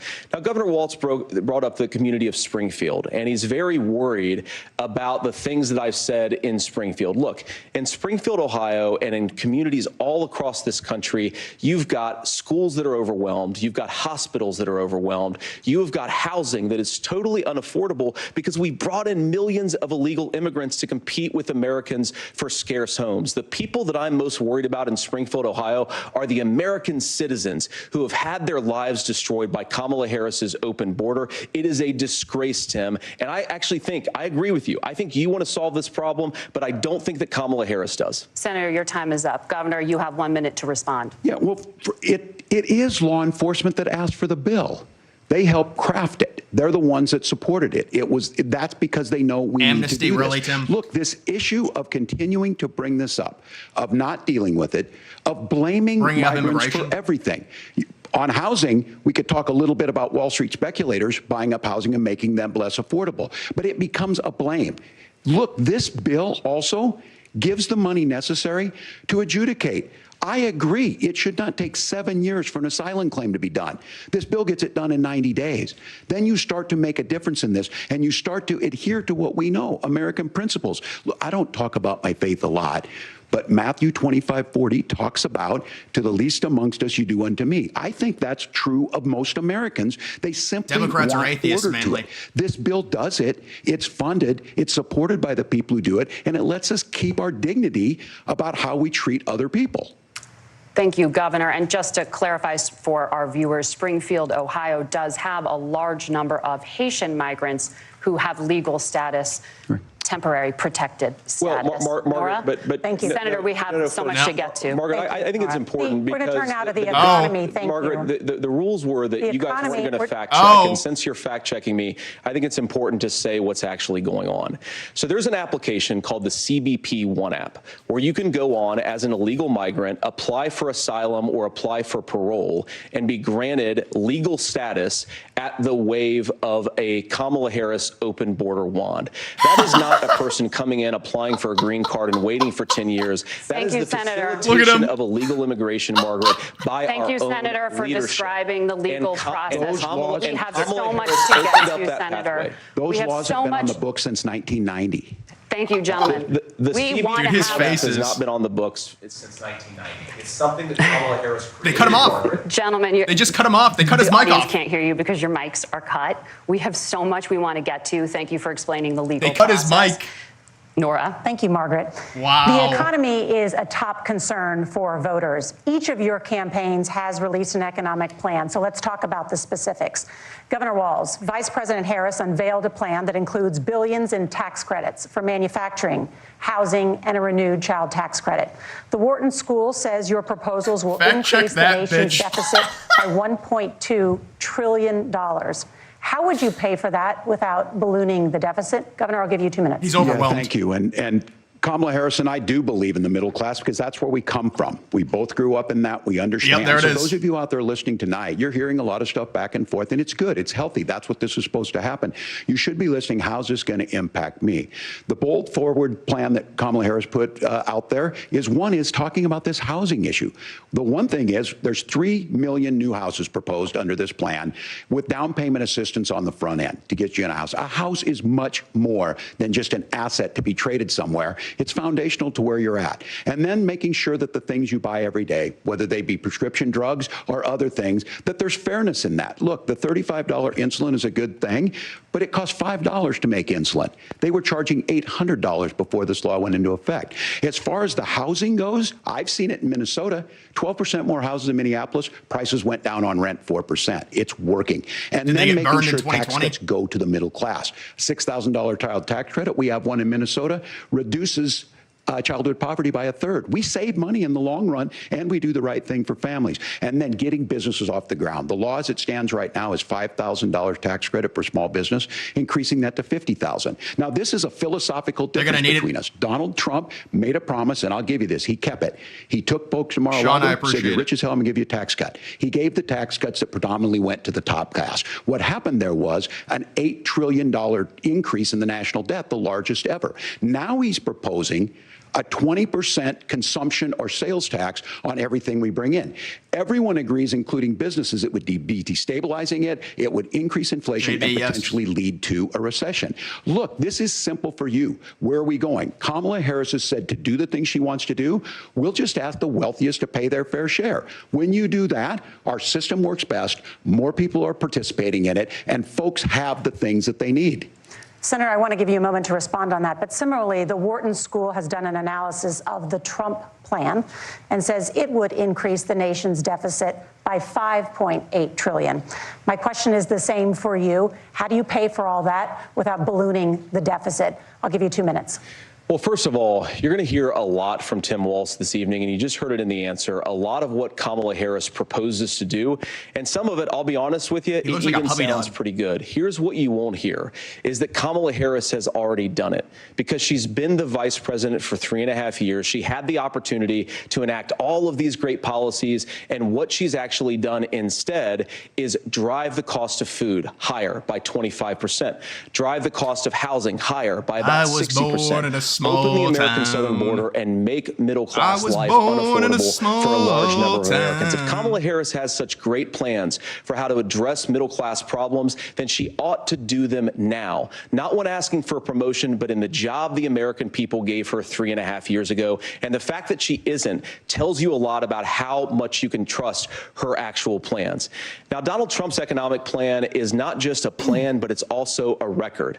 A lot of those same economists attack Donald Trump's plan, and they have PhDs, but they don't have common sense and they don't have wisdom. Because Donald Trump's economic policies delivered the highest take-home pay in a generation in this country, 1.5% inflation, and to boot, peace and security all over the world. So when people say that Donald Trump's economic plan doesn't make sense, I say look at the record. He delivered rising take-home pay for American workers. Now, Tim admirably admits that they want to undo the Trump tax cuts. But if you look at what was so different about Donald Trump's tax cuts, even from previous Republican tax cut plans, is that a lot of those resources went to giving more take-home pay to middle-class and working-class Americans. It was passed in 2017, and you saw an American economic boom unlike we've seen in a generation in this country. That is a record that I'm proud to run on, and we're going to get back to that common sense wisdom so that you can afford to live the American dream again. I know a lot of you are struggling. I know a lot of you are worried about paying the bills. It's going to stop when Donald Trump brings back common sense to this country. Governor, do you want to respond to that? What has Kamala Harris done for the middle class? Yeah, well, Kamala Harris's day one was Donald Trump's failure on COVID that led to the collapse of our economy. We were already before COVID in a manufacturing recession, but 10 million people out of work, largest percentage since the Great Depression.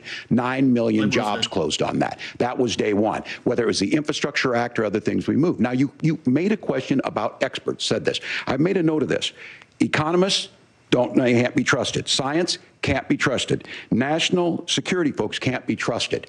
Look, if you're going to be president, you don't have all the answers. Donald Trump believes he does. My pro tip of the day is this. If you need heart surgery, listen to the people at the Mayo Clinic in Rochester, Minnesota, not Donald Trump. And the same thing goes with this. And I ask you out there, teachers, nurses, truck drivers, or whatever, how is it fair that you're paying your taxes every year and Donald Trump hasn't paid any federal tax in the last 15 years, and the last year as president?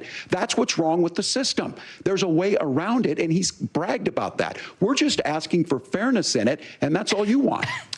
You have a minute. Governor, you say trust the experts. But those same experts for 40 years said that if we shipped our manufacturing base off to China, we'd get cheaper goods. They lied about that. They said if we shipped our industrial base off to other countries, to Mexico and elsewhere, it would make the middle class stronger. They were wrong about that. They were wrong about the idea that if we made America less self-reliant, less productive in our own nation, that it would somehow make us better off, and they were wrong about it. And for the first time in a generation, Donald Trump had the wisdom and the courage to say to that bipartisan consensus, we're not doing it anymore. We're bringing American manufacturing back. We're unleashing American energy. We're going to make more of our own stuff. And this isn't just an economic issue. I mean, I've got 3 beautiful little kids at home, 7, 4, and 2, and I love them very much, and I hope they're in bed right now. But look, so many of the drugs, the pharmaceuticals that we put in the bodies of our children are manufactured by nations that hate us. This has to stop, and we're not going to stop it by listening to experts. We're going to stop it by listening to common sense wisdom, which is what Donald Trump governed on. Senator, your time is up. Governor Walz, can you address that? I mean, voters say they trust Donald Trump on the economy more. Why? Well, if you're listening tonight and you want billionaires to get tax cuts, you heard what the numbers were. Look, I'm a union guy on this. I'm not a guy who wanted to ship things overseas, but I understand that, look, we produce soybeans and corn. We need to have fair trading partners. That's something that we believe in. I think the thing that most concerns me on this is Donald Trump was the guy who created the largest trade deficit in American history with China. So the rhetoric is good. Much of what the senator said right there, I'm in agreement with him on this. I watched it happen too. I watched it to my communities, and we talked about that. But we had people undercutting the right to collectively bargain. We had right to work states made it more difficult. We had companies that were willing to ship it over, and we saw people profit. Folks that are venture capital in some cases, putting money into companies that were overseas. We're in agreement that we bring those home. The issue is Donald Trump is talking about it. Kamala Harris has a record, 250,000 more manufacturing jobs just out of the IRA. May I respond to that? Because of COVID. So appreciate that. So if you notice, what Governor Walz just did is he said, first of all, Donald Trump has to listen to the experts. And then when he acknowledged that the experts screwed up, he said, well, Donald Trump didn't do nearly as good of a job as the statistics show that he did. So what Tim Walz is doing, and I honestly, Tim, I think you got a tough job here, because you've got to play whack-a-mole. You've got to pretend that Donald Trump didn't deliver rising take-home pay, which of course he did. You've got to pretend that Donald Trump didn't deliver lower inflation, which of course he did. And then you've simultaneously got to defend Kamala Harris's atrocious economic record, which has made gas, groceries, and housing unaffordable for American citizens. I was raised by a woman who would sometimes go into medical debt so that she could put food on the table in our household. I know what it's like to not be able to afford the things that you need to afford. We can do so much better. To all of you watching, we can get back to an America that's affordable again. We just got to get back to common sense economic principles. I hope we have a conversation on health care then. Senator, Governor. Please. Thank you. Margaret? We have a lot to get to ahead, gentlemen, on many topics. But right now, I want to talk about personal qualifications. The vice president is often the last voice the president hears before making consequential Biden's name has not decisions. been said. That's a good point. We want to ask you about your leadership qualities. Governor Walz, you said you were in Hong Kong during the deadly Tiananmen Square protests in the spring of 1989. But Minnesota Public Radio and other media outlets are reporting that you actually didn't travel to Asia until August of that year. Can you explain that discrepancy? Yeah, well, and to the folks out there who didn't get at the top of this, look, I grew up in small rural Nebraska, town of 400, town that you rode your bike with your buddies till the streetlights come on, and I'm proud of that service. I joined the National Guard at 17, worked on family farms, and then I used the GI Bill to become a teacher, passionate about it, a young teacher. My first year out, I got the opportunity in the summer of '89 to travel to China. 35 years ago, be able to do that. I came back home and then started a program to take young people there. We would take basketball teams, we would take baseball teams, we would take dancers, and we would go back and forth to China. The issue for that was to try and learn. Now look, my community knows who I am. They saw where I was at. Look, I will be the first to tell you, I have poured my heart into my community. I've tried to do the best I can, but I've not been perfect. And I'm a knucklehead at times, but it's always been about that. Those same people elected me to Congress for 12 years.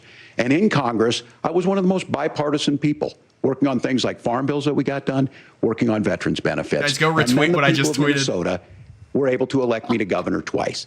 So look, my commitment has been from the beginning to make sure that I'm there for the people, to make sure that I get this right. I will say more than anything, many times I will talk a lot. I will get caught up in the rhetoric. But being there, the impact it made, the difference it made in my life, I learned a lot about China. I hear the critiques of this. I would make the case that Donald Trump should have come on one of those trips with us. This is a I disaster guarantee you for he WALZ. wouldn't be praising Xi Jinping about COVID. And I guarantee you he wouldn't start a trade war that he ends up losing. So That was this socialism. is about trying to understand the world. It's about trying to do the best you can for your community. And then it's putting yourself out there and letting your folks understand what it is.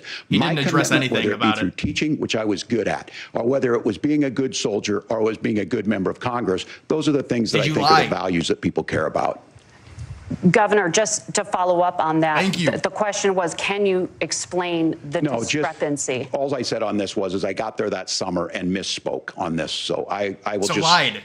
That's what I've said. So I was in Oh, God. Hong Kong and China during the democracy protests went in. Oh, this is bad and for from him. that, I learned a lot of what needed to be in governance. Thank you, Governor.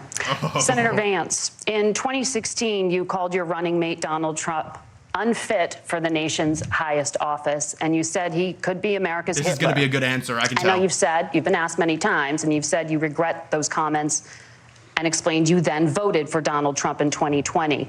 But the Washington Post reported new messages last week in which you also disparaged Trump's economic record while he was president, writing to someone in 2020, quote, Trump thoroughly failed to deliver his economic populism. You're now his running mate, and you've shifted many of your policy stances to align with his. If you become vice president, why should Americans trust that you will give Donald Trump the advice he needs to hear and not just the advice he wants to hear? You have 2 minutes. Well, first of all, Margaret, because I've always been open. And sometimes, of course, I've disagreed with the president, but I've also been extremely open about the fact that I was wrong about Donald Trump. I was wrong, first of all, because I believed some of the media stories that turned out to be dishonest fabrications of his record. But most importantly, Donald Trump delivered for the American people. Rising wages, rising take-home pay, an economy that worked for normal Americans, a secure southern border, a lot of things, frankly, that I didn't think he'd be able to deliver on. And yeah, when you screw up, when you misspeak, when you get something wrong and you change your mind, you ought to be honest with the American people about it. It's one of the reasons, Margaret, why I've done so many interviews is because I think it's important to actually explain to the American people where I come down on the issues and what changed. Now, you pointed out to messages from 2020.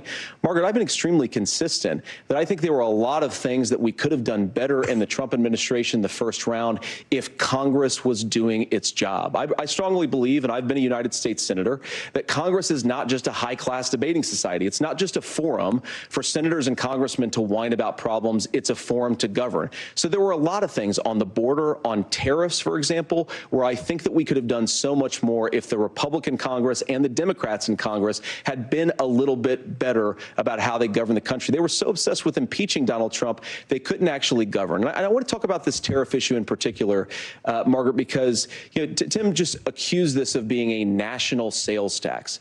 Look, the one thing, and you're probably surprised to hear me praising Joe Biden, but the one thing that Joe Biden did is he continued some of the Trump tariffs that protected American manufacturing jobs. And it's the one issue, the most pro-worker part of the Biden administration, it's the one issue where Kamala Harris has run away from Joe Biden's record.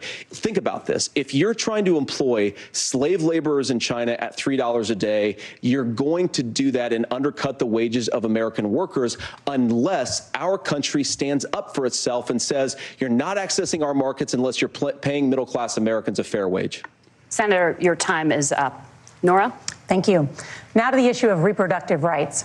Governor WALZ, after Roe versus Wade was overturned, you signed a bill into law that made Minnesota one of the least restrictive states in the nation when it comes to abortion. Former President Trump said in the last debate that you believe abortion, quote, in the 9th month is absolutely fine. Yes or no? Is that what you support? I'll give you 2 minutes. That's not what the bill says, but look, this issue is what's on everyone's mind. Here's abortion. Donald Trump put this all into motion.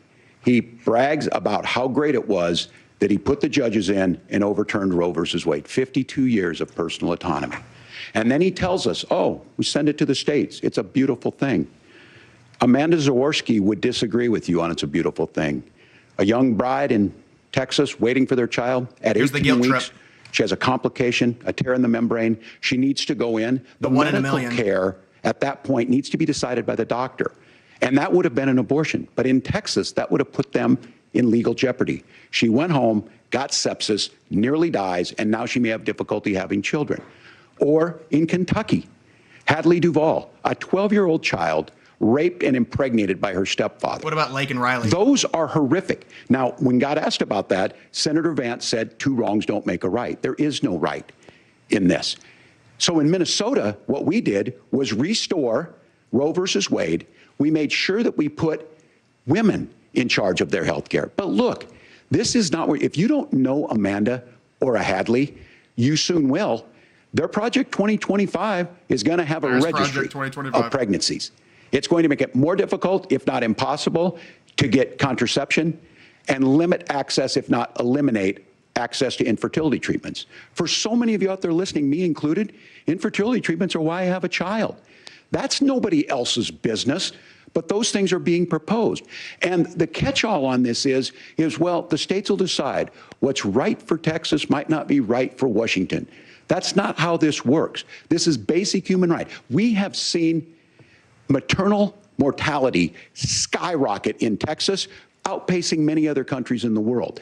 This is about health care. In Minnesota, we are ranked first in health care for a reason. We trust women, we trust doctors. Senator, do you want to respond to the governor's claim? Will you create a federal pregnancy monitoring agency? No, Nora, certainly we won't. And I want to talk about this issue because I know a lot of Americans care about it, and I know a lot of Americans don't agree with everything that I've ever said on this topic. And, you know, I grew up in a working class family in a neighborhood where I knew a lot of young women who had unplanned pregnancies and decided to terminate those pregnancies because they feel like they didn't have any other options. And, you know, one of them is actually very dear to me. And I know she's watching tonight, and I love you. And she told me something a couple years ago that she felt like if she hadn't had that abortion, that it would have destroyed her life because she was in an abusive relationship. And I think that what I take from that as a Republican who proudly wants to protect innocent life in this country, who proudly wants to protect the vulnerable, is that my party, we've got to do so much better of a job at earning the American people's trust back on this issue where they frankly just don't trust us. And I think that's one of the things that Donald Trump and I are endeavoring to do. I want us as a Republican Party to be pro-family in the fullest sense of the word. I want us to support fertility treatments. I want us to make it easier for moms to afford to have babies. I want it to make it easier for young families to afford a home so they can afford a place to raise that family. And I think there's so much that we can do on the public policy front just to give women more options.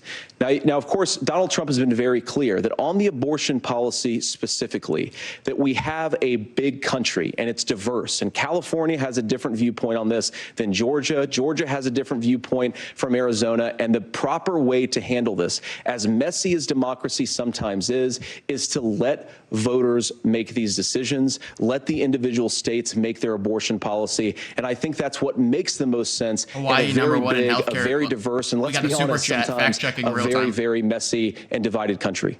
Governor, would you like Minnesota to respond and 16 in also answer healthcare. the question about restrictions? Yeah, well, the question got asked, and Donald Trump made the accusation that wasn't true about Minnesota. Well, let me tell you about this idea that there's diverse states. There's a young woman named Amber Thurman.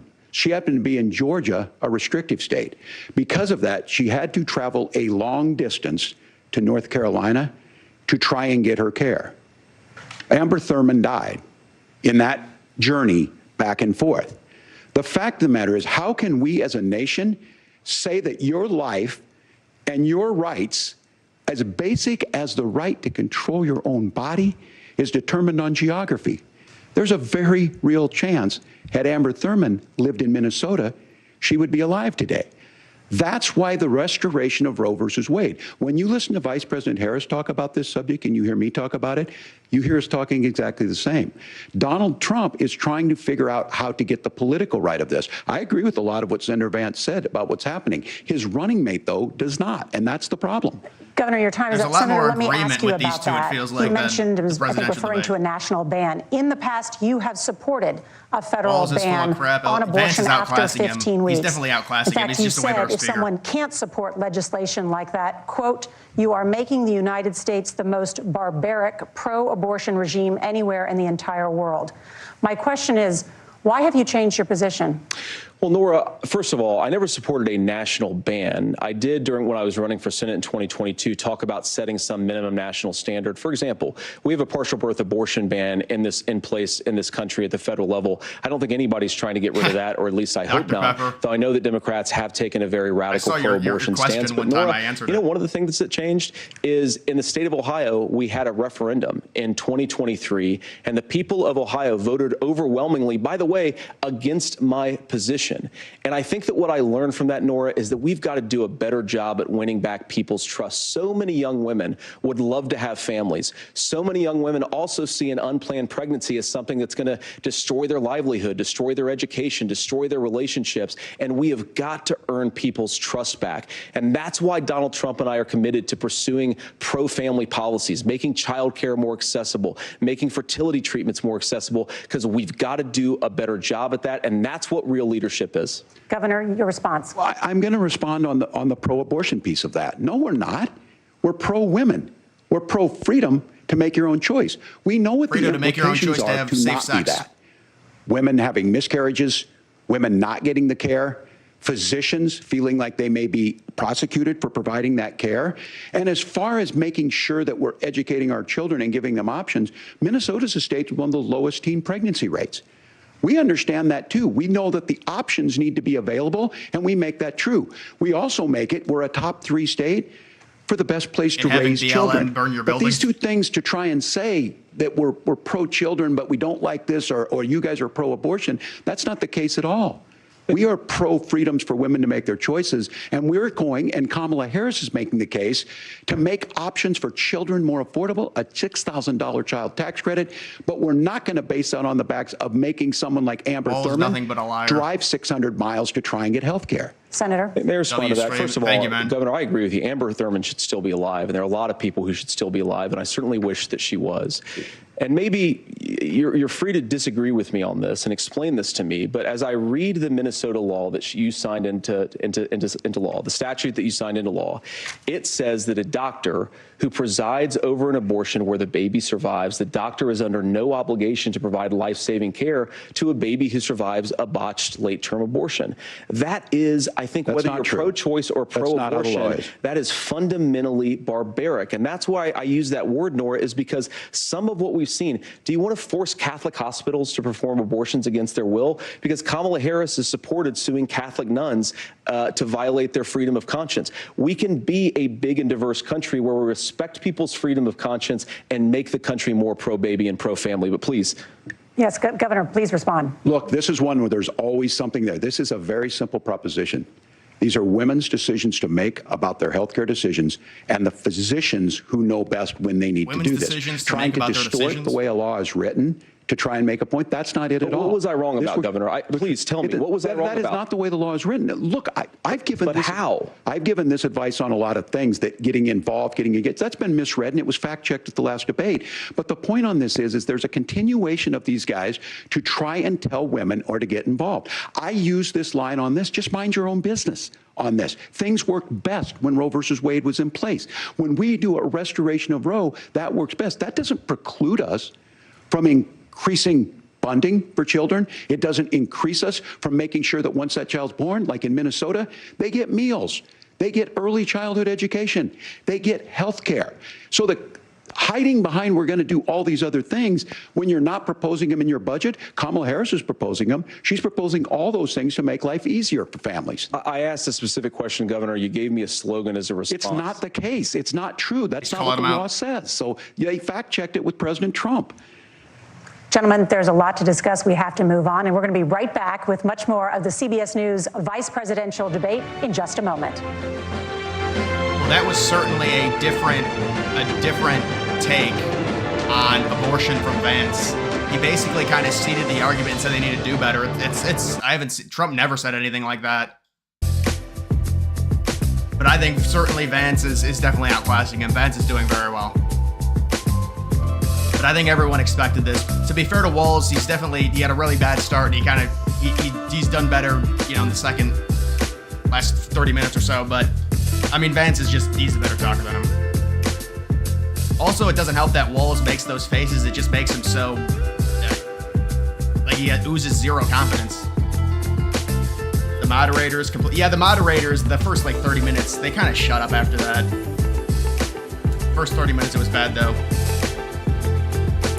JD acknowledges it's a losing issue. You're right. It's completely different. Like, instead of just beating your head into a wall, he's acknowledged it. So I wonder if that'll work.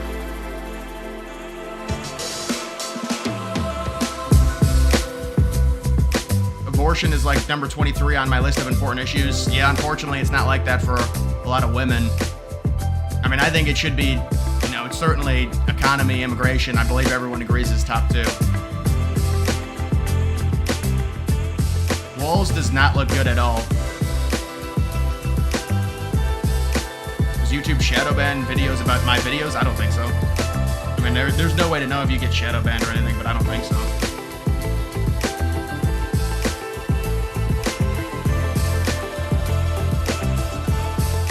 Both of them want to appear moderate. Yeah, they are like agreeing with each other and stuff. It is interesting.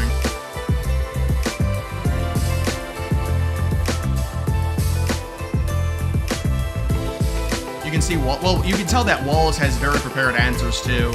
He'll go on he's got several talking points. It's like he memorized the paragraphs. Someone was telling me that.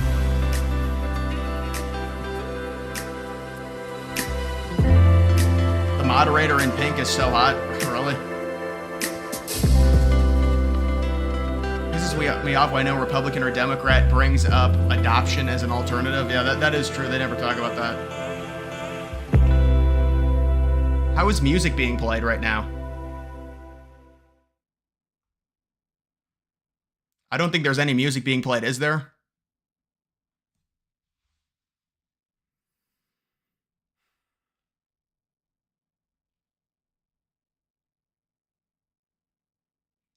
Why is WALZ at 59%? I think a lot of that has to do with liberal polling, because they're going to be liberal polls. That's why. I think Vance is outclassing him. I think people are going to say Vance won. The debate feels professional. Yeah, it does have a different feel to it. I would agree.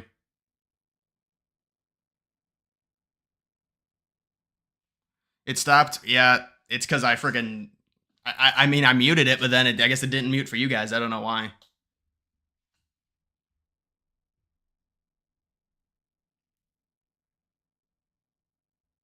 Vance needs to go full steam ahead of WALZ and take him down at the... Yeah, I mean, there'll be a big grand finale, I'm sure. Looks like they're returning... they're only going to have one break, so I would imagine this debate is going to go through... if they said it's a full 90-minute debate, it should go through around 9:40 or 9:35, just like the other one. I think the presidential debate was 10:30 or 10:35. They only talk about climate change and well, those were two of the topics that they brought. Yeah, that is true. Really nothing crazy about, well, there was a little bit about the economy, but they did talk about climate change really early. That's surprising. Join us for analysis now. Back to the debate. Who do you think will win the election? Trump.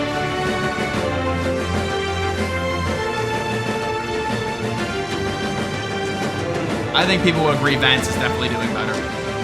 Welcome it was back that really to the bad CBS start by News WALZ, too. Vice presidential debate. We want to turn now to America's gun violence epidemic. The leading cause of death for children and teens in America is by firearms. Senator Vance, you oppose most gun legislation that Democrats claim would curb gun violence. You oppose red flag gun laws and legislation to ban certain semi-automatic rifles, including AR-15s. So let me ask you, earlier this year, for the first time, the parents of a school shooter were convicted of involuntary manslaughter and sentenced to 10 years in prison. Do you think holding parents responsible could curb mass shootings? I'll give you 2 minutes. Yeah, well, Nora, on that particular case, I don't know the full details, but I certainly trust local law enforcement and local authorities to make those decisions. I think in some cases the answer is going to be yes, and in some cases the answer is going to be no. And the details really matter here, of course. For example, if a kid steals a gun, that's going to be different than if a parent hands over a gun knowing that their kid is potentially dangerous. But look, I want to just sort of speak as a father of 3 beautiful little kids, and our oldest is now in 2nd grade. And like a lot of parents, we send our kids to school with such hope and such joy and such pride at their little faces on the first day of school. And we know, unfortunately, that a lot of kids are going to experience this terrible epidemic of gun violence. And of course, our hearts go out to the families that are affected by this terrible stuff. And we do have to do better. And I think that Governor WALZ and I actually probably agree that we need to do better on this. The question is just, how do we actually do it? Now, here's something that really bothers me and worries me about this epidemic of violence. The gross majority, close to 90% in some of the statistics I've seen, of the gun violence in this country is committed with illegally obtained firearms. And while we're on that topic, Alex, you're right, we man. know that thanks to Kamala Harris's open border, we've seen a massive influx in the number of illegal guns run by the Mexican drug cartel. So that number, the amount of illegal guns in our country is higher today than it was 3.5 years ago. But what do we do about the schools? What do we do to protect our kids? And I think the answer is, and I say this not loving the answer, because I don't want my kids to go to school. Oh, God. Fortunately, think that we have to increase security in our schools.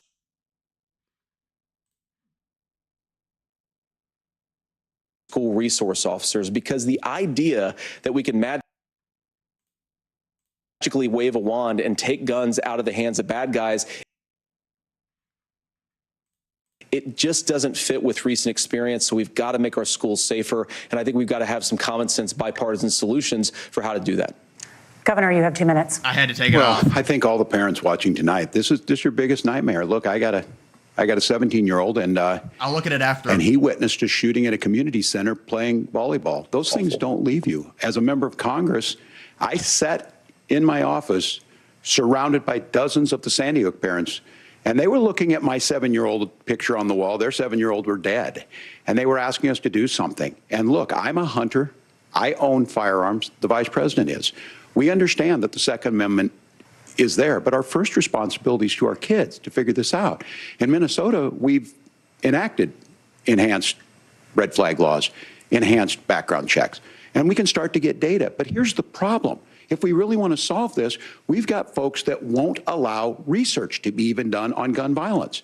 And this idea that we should just live with it, here's what I do think, that this is a good start to the conversation. I 100% believe that Senator Vance hates it when these kids, it's abhorrent and it breaks your heart. I agree with that. But that's not far enough when we know there are things that worked. I've spent time in Finland and seen some Finnish schools. They don't have this happen, even though they have a high gun ownership rate in the country. There are reasonable things that we can do to make a difference. It's not infringing on your Second Amendment. And the idea to have some of these weapons out there, it just doesn't make any sense. Kamala Harris, as an attorney general, worked on this issue. She knows that it's there. No one's trying to scaremonger and say we're taking your guns, but I ask all of you out there, do you want your schools hardened to look like a fort? Is that what we have to go when we know there's countries around the world that their children aren't practicing these types of drills? They're being kids. We owe it to them to get a fix. These are things that shouldn't be that difficult. You can still keep your firearms, and we can make a difference. We have to. If you're listening tonight, this breaks your heart. Senator. Tim, first of all, I didn't know that your 17-year-old witnessed a shooting. I'm sorry about that, and I hope that he's doing okay. Christ have mercy. It is awful. These guys I are appreciate what being Tim very nice said to actually each other. about Finland, because I do think it illustrates some of the frankly weird differences between our own country's gun violence problem and Finland. Is okay. First of all, we have way higher rates of mental health abuse or mental health substance abuse. We have way higher rates of depression, way higher rates of anxiety. We unfortunately have a mental health crisis in this country that I really do think that we need to get to the root causes of, because I don't think it's the whole reason why we have such a bad gun violence problem, but I do think it's a big piece of it. Who do you think was going to win Another in 2020? driver of the gun violence epidemic, especially that affecting our kids, it doesn't earn as many headlines, but is the terrible gun violence problem in a lot of our big cities. And this is why we have to empower law enforcement to arrest the bad guys guys, put them away, and take gun offenders off the streets. I think there's a whole host of things that we can do here, but I do think at our schools we've got to talk about more security. Senator, thank you. Governor, you previously opposed an assault weapons ban, but it's only later in your political career did you change your position. Why? Yeah, I sat in that office with those Sandy Hook parents. I've become friends with school shooters. I've seen it. Look, the NRA, I was the NRA guy for a long time. They used to teach gun safety. I'm of an age where my shotgun was in my car so I could pheasant hunt after football practice. That's not where we live today. And several things I want to mention on this is talking about cities and where it's at. The number one where the most firearm deaths happen in Minnesota are rural suicides. And we have an epidemic of children getting guns and shooting themselves. And so we have, and we should look at all of the issues. Making sure folks have health care and all that, but I want to be very careful. This idea of stigmatizing mental health, just because you have a mental health issue doesn't mean you're violent. And I think what we end up doing is we start looking for a scapegoat. Sometimes it just is the guns. It's just the guns, and there are things that you can do about it. But I do think that this is one, and I think this is a healthy conversation. I think there's a capacity to find solutions on this that work, protect Second Amendment, protect our children. That's our priority. Gentlemen, thank you. Margaret? Thank you, Nora. Let's turn now to the top contributor to inflation, the high cost of housing and rent. There's a shortage of more than 4 million homes in the United States, and that contributes to the high housing prices. Governor WALZ, the Harris campaign promises a $25,000 down payment assistance for first-time home buyers and a $10,000 tax credit. They also promise to build 3 million new homes. Where are you building these homes, and won't handing out that kind of money just drive up prices higher? No, it's not handing out. We have, first, let me say this issue of housing, and I think those of you listening on this, the problem we've had is that we've got a lot of folks that see housing as another commodity. We don't claim it can walls, be bought Eric. up, it can be shifted, it can be moved around. Those are not folks living in those houses. Those of you listening tonight, that house is a big deal. I bought and owned one house in my life.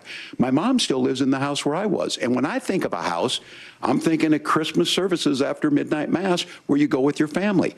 We need to make it more affordable. And one of the things, as I said, this program that the Vice President is pushing forward and bringing a new way of approaching this is something we're doing in Minnesota from that lead.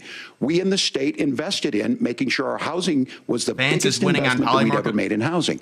It starts to make it easier. We cut some of the red tape. Local folks, look, we can't do it at the federal level, but local folks make it easier to build those homes. And then that down payment assistance. I can tell all of you out there, one of the, certainly for me, using the GI Bill was one thing, but a veteran's home loan, the big thing about a veteran's home loan is you don't have to pay the down payment. Those are things that make it there. Now, look, you're going to pay it back, and you're going to pay your mortgage. Those are things that we know in the long run, the appreciated value, the generational wealth that's created from it. And I will give Minneapolis an example. Minneapolis is the one city where we've seen the lowest inflation rates. We've seen a 12% increase in stock because we've put some of these things in, and we're implementing a state program to make sure we give some of that down payment assistance. We get it back from people because here's what we know.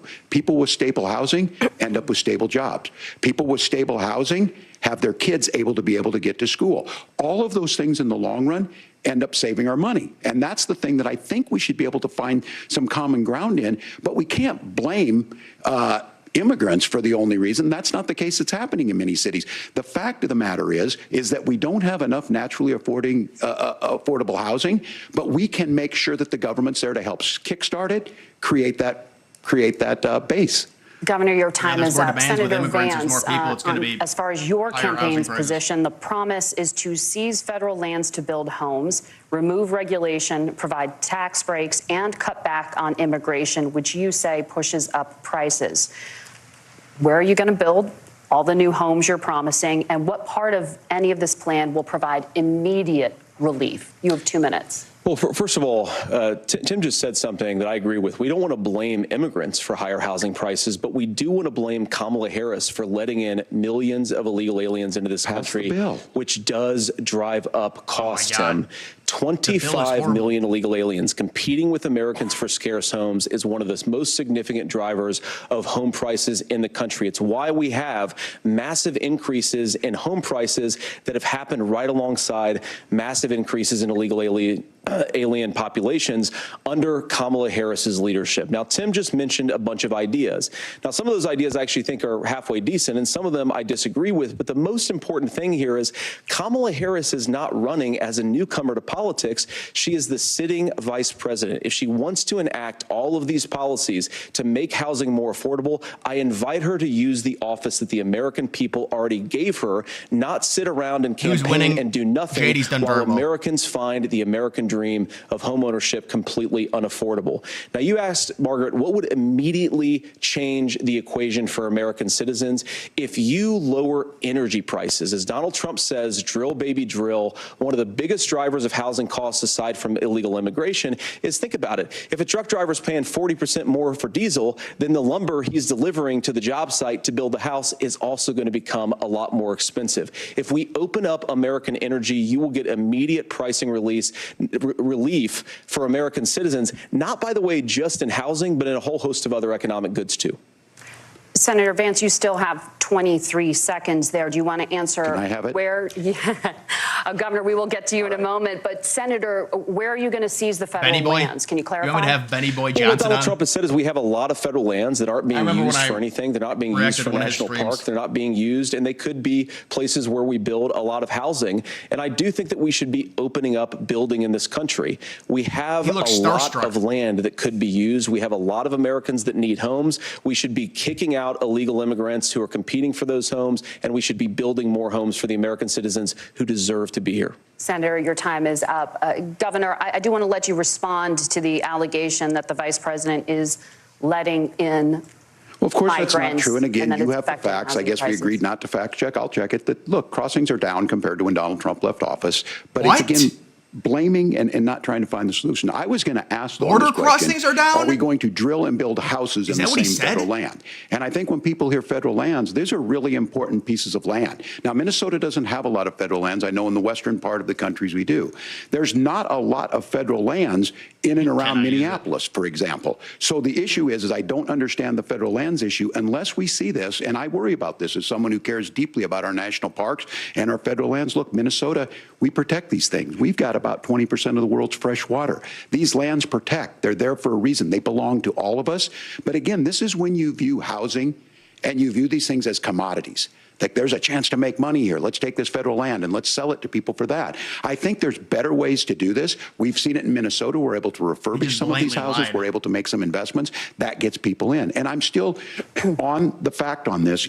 Economists, Senator Vance, you said you don't like the economists. Which economists are saying that it is immigrants that's adding to the cost? Governor, your time is immigrants drive up housing prices. But Senator, on that point, I'd like for you to clarify. There are many contributing factors to high housing costs. What evidence do you have that migrants are part of this problem? Well, there's a Federal Reserve study that we're happy to share after the debate. We'll put it up on social media, actually, that really drills down on the connection between increased levels of migration, especially illegal immigration, and higher housing prices. Now, of course, Margaret, that's not the entire driver of higher housing prices. It's also the regulatory regime of Kamala Harris. Look, we are a country of builders. We're a country of doers. We're a country of explorers.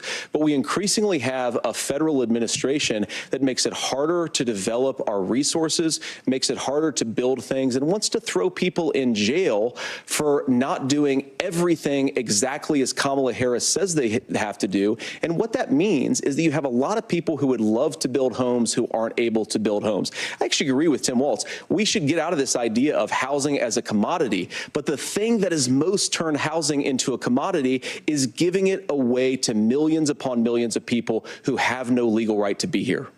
What are the federal regulations? I deal with this as a governor. You can very quickly reply. I'm sorry. I get this as a governor, and I don't necessarily disagree with that in some cases, many of those are local. Many of them are state. I don't know which ones are federal, but I think whenever we talk regulations, people think they can get rid of them. I think you want to be able to get out of your house in a fire. I think you want to make sure that it's fireproof and those types of things. So which are the regulations? Because the vice president's not responsible for those. Congress writes those. Governor, thank you. Gentlemen, We have a lot to get to. You're passionate about the housing crisis, I can tell. But Nora? This is a good debate. I like this. One of the top problems facing Americans is the high cost of health care. Senator Vance, at the last presidential debate, former President Trump was asked about replacing the Affordable Care Act. Vance is winning on poly market. In response, he said, doesn't surprise me. I have concepts of a plan. Since then, Senator, you've talked about changing how chronically ill Americans get health insurance. Can you explain how that would work? And can you guarantee that Americans with pre-existing conditions won't pay more? I'll give you 2 minutes. Well, of course, we're going to cover Americans with pre-existing conditions. In fact, a lot of my family members have gotten health care. I believe, members of my family actually got private health insurance, at least for the first time, switched off of Medicaid onto private insurance for the first time under Donald Trump's leadership. And I think that, a lot of people have criticized this concepts of a plan remark. It's very simple common sense. I think it's Tim Walz knows from 12 years in Congress. You're not going to propose a 900-page bill standing on a debate stage. It would bore everybody to tears, and it wouldn't actually mean anything because part of this is the give and take of bipartisan negotiation. Now, when Donald Trump was actually president, and again, he has a record to be proud of, prescription drugs fell in 2018 for the first time in a very long time. Under Kamala Harris's leadership, prescription drugs are up about 7%. Under Donald Trump's entire 4 years, they were up about 1.5%. He introduced pricing transparency. Think about healthcare. You go into a hospital, you try to buy something, and nobody knows what it actually costs. That price transparency will actually give American consumers a little bit more choice and will also drive down costs. And we talked about, the reinsurance regulations is what I was talking about. Look, Donald Trump has said that if we allow states to experiment a little bit on how to cover both the chronically ill but the non-chronically ill, it's not just a plan. He actually implemented some of these regulations when he was president of the United States. And I think you can make a really good argument that it salvaged Obamacare, which was doing disastrously until Donald Trump came along. And I think this is an important point about President Trump. Of course, you don't have to agree with everything that President Trump has ever said or ever done, but when Obamacare was crushing under the weight of its own regulatory burden and healthcare costs, Donald Trump could have destroyed the program. Instead, he worked in a bipartisan way to ensure that Americans had access to affordable care. It's not perfect, of course, and there's so much more that we can do, but I think that Donald Trump has earned the right to put in place some better health care policies. He's earned it because he did it successfully the first time. Governor? This is a great debate. All right, here's where being an old guy gives you some history. I was there at the creation of the ACA. And the reason it was so important is I come from a major healthcare state, home of the Mayo Clinic, home to Medical Alley, 3M, Medtronic, all of those. We understand healthcare. It's why we're ranked first on affordability and accessibility and quality of healthcare. And so what I know is under Kamala Harris, more people are covered than they have before. And those of you listening, this is critical to you. Now, Donald Trump all of a sudden wants to go back and remember this. He ran on the first thing he was going to do on day one was to repeal Obamacare. On day one, he tried to sign an executive order to repeal the ACA. He signed on to a lawsuit to repeal the ACA, but lost at the Supreme Court. And he would have repealed the ACA had it not been for the courage of John McCain to save that bill. Now, fast forward, what that means to you is you lose your pre-existing conditions. If you're sitting at home and you got asthma, too bad. If you're a woman, probably not. Broke your foot during football, might kick you out. Your kids get kicked out when they're 26. Kamala Harris negotiated drug prices for the first time with Medicare. We have 10 drugs that will come online, the most common ones that'll be there. But look, this issue, I'll turn on CNN, when Donald absolutely. Trump said, I've got a concept of a plan, it cracked me up as a fourth grade teacher because my kids would have never given me that. But what Senator Vance just explained might be worse than a concept, because what he explained is pre-Obamacare. And I'll make this as simple as possible because I have done this for a long time. What they're saying is, if you're healthy, why should you be paying more? So what they're going to do is let insurance companies pick who they insure, because guess what happens? You pay your premium, it's not much. They figure they're not going to have to pay out to you. But those of you a little older, gray, got cancer, you're going to get kicked out of it. That's why the system didn't work. Kamala Harris will protect and enhance the ACA. Governor, thank you. Senator, you have 37? not yet explained how you would protect people with pre-existing conditions or laid out that plan. Well, look, we currently have laws and regulations in place right now that protect people with pre-existing conditions. We want to keep those regulations in place, but we also want to make the health insurance marketplace function a little bit better. Now, what Governor Walz just said is actually not true. A lot of what happened and the reason that Obamacare was crushing under its own weight is that a lot of young and healthy people were leaving the exchanges. Donald Trump actually helped address that problem, and he did so in a way that preserved people's access to coverage who had pre-existing conditions.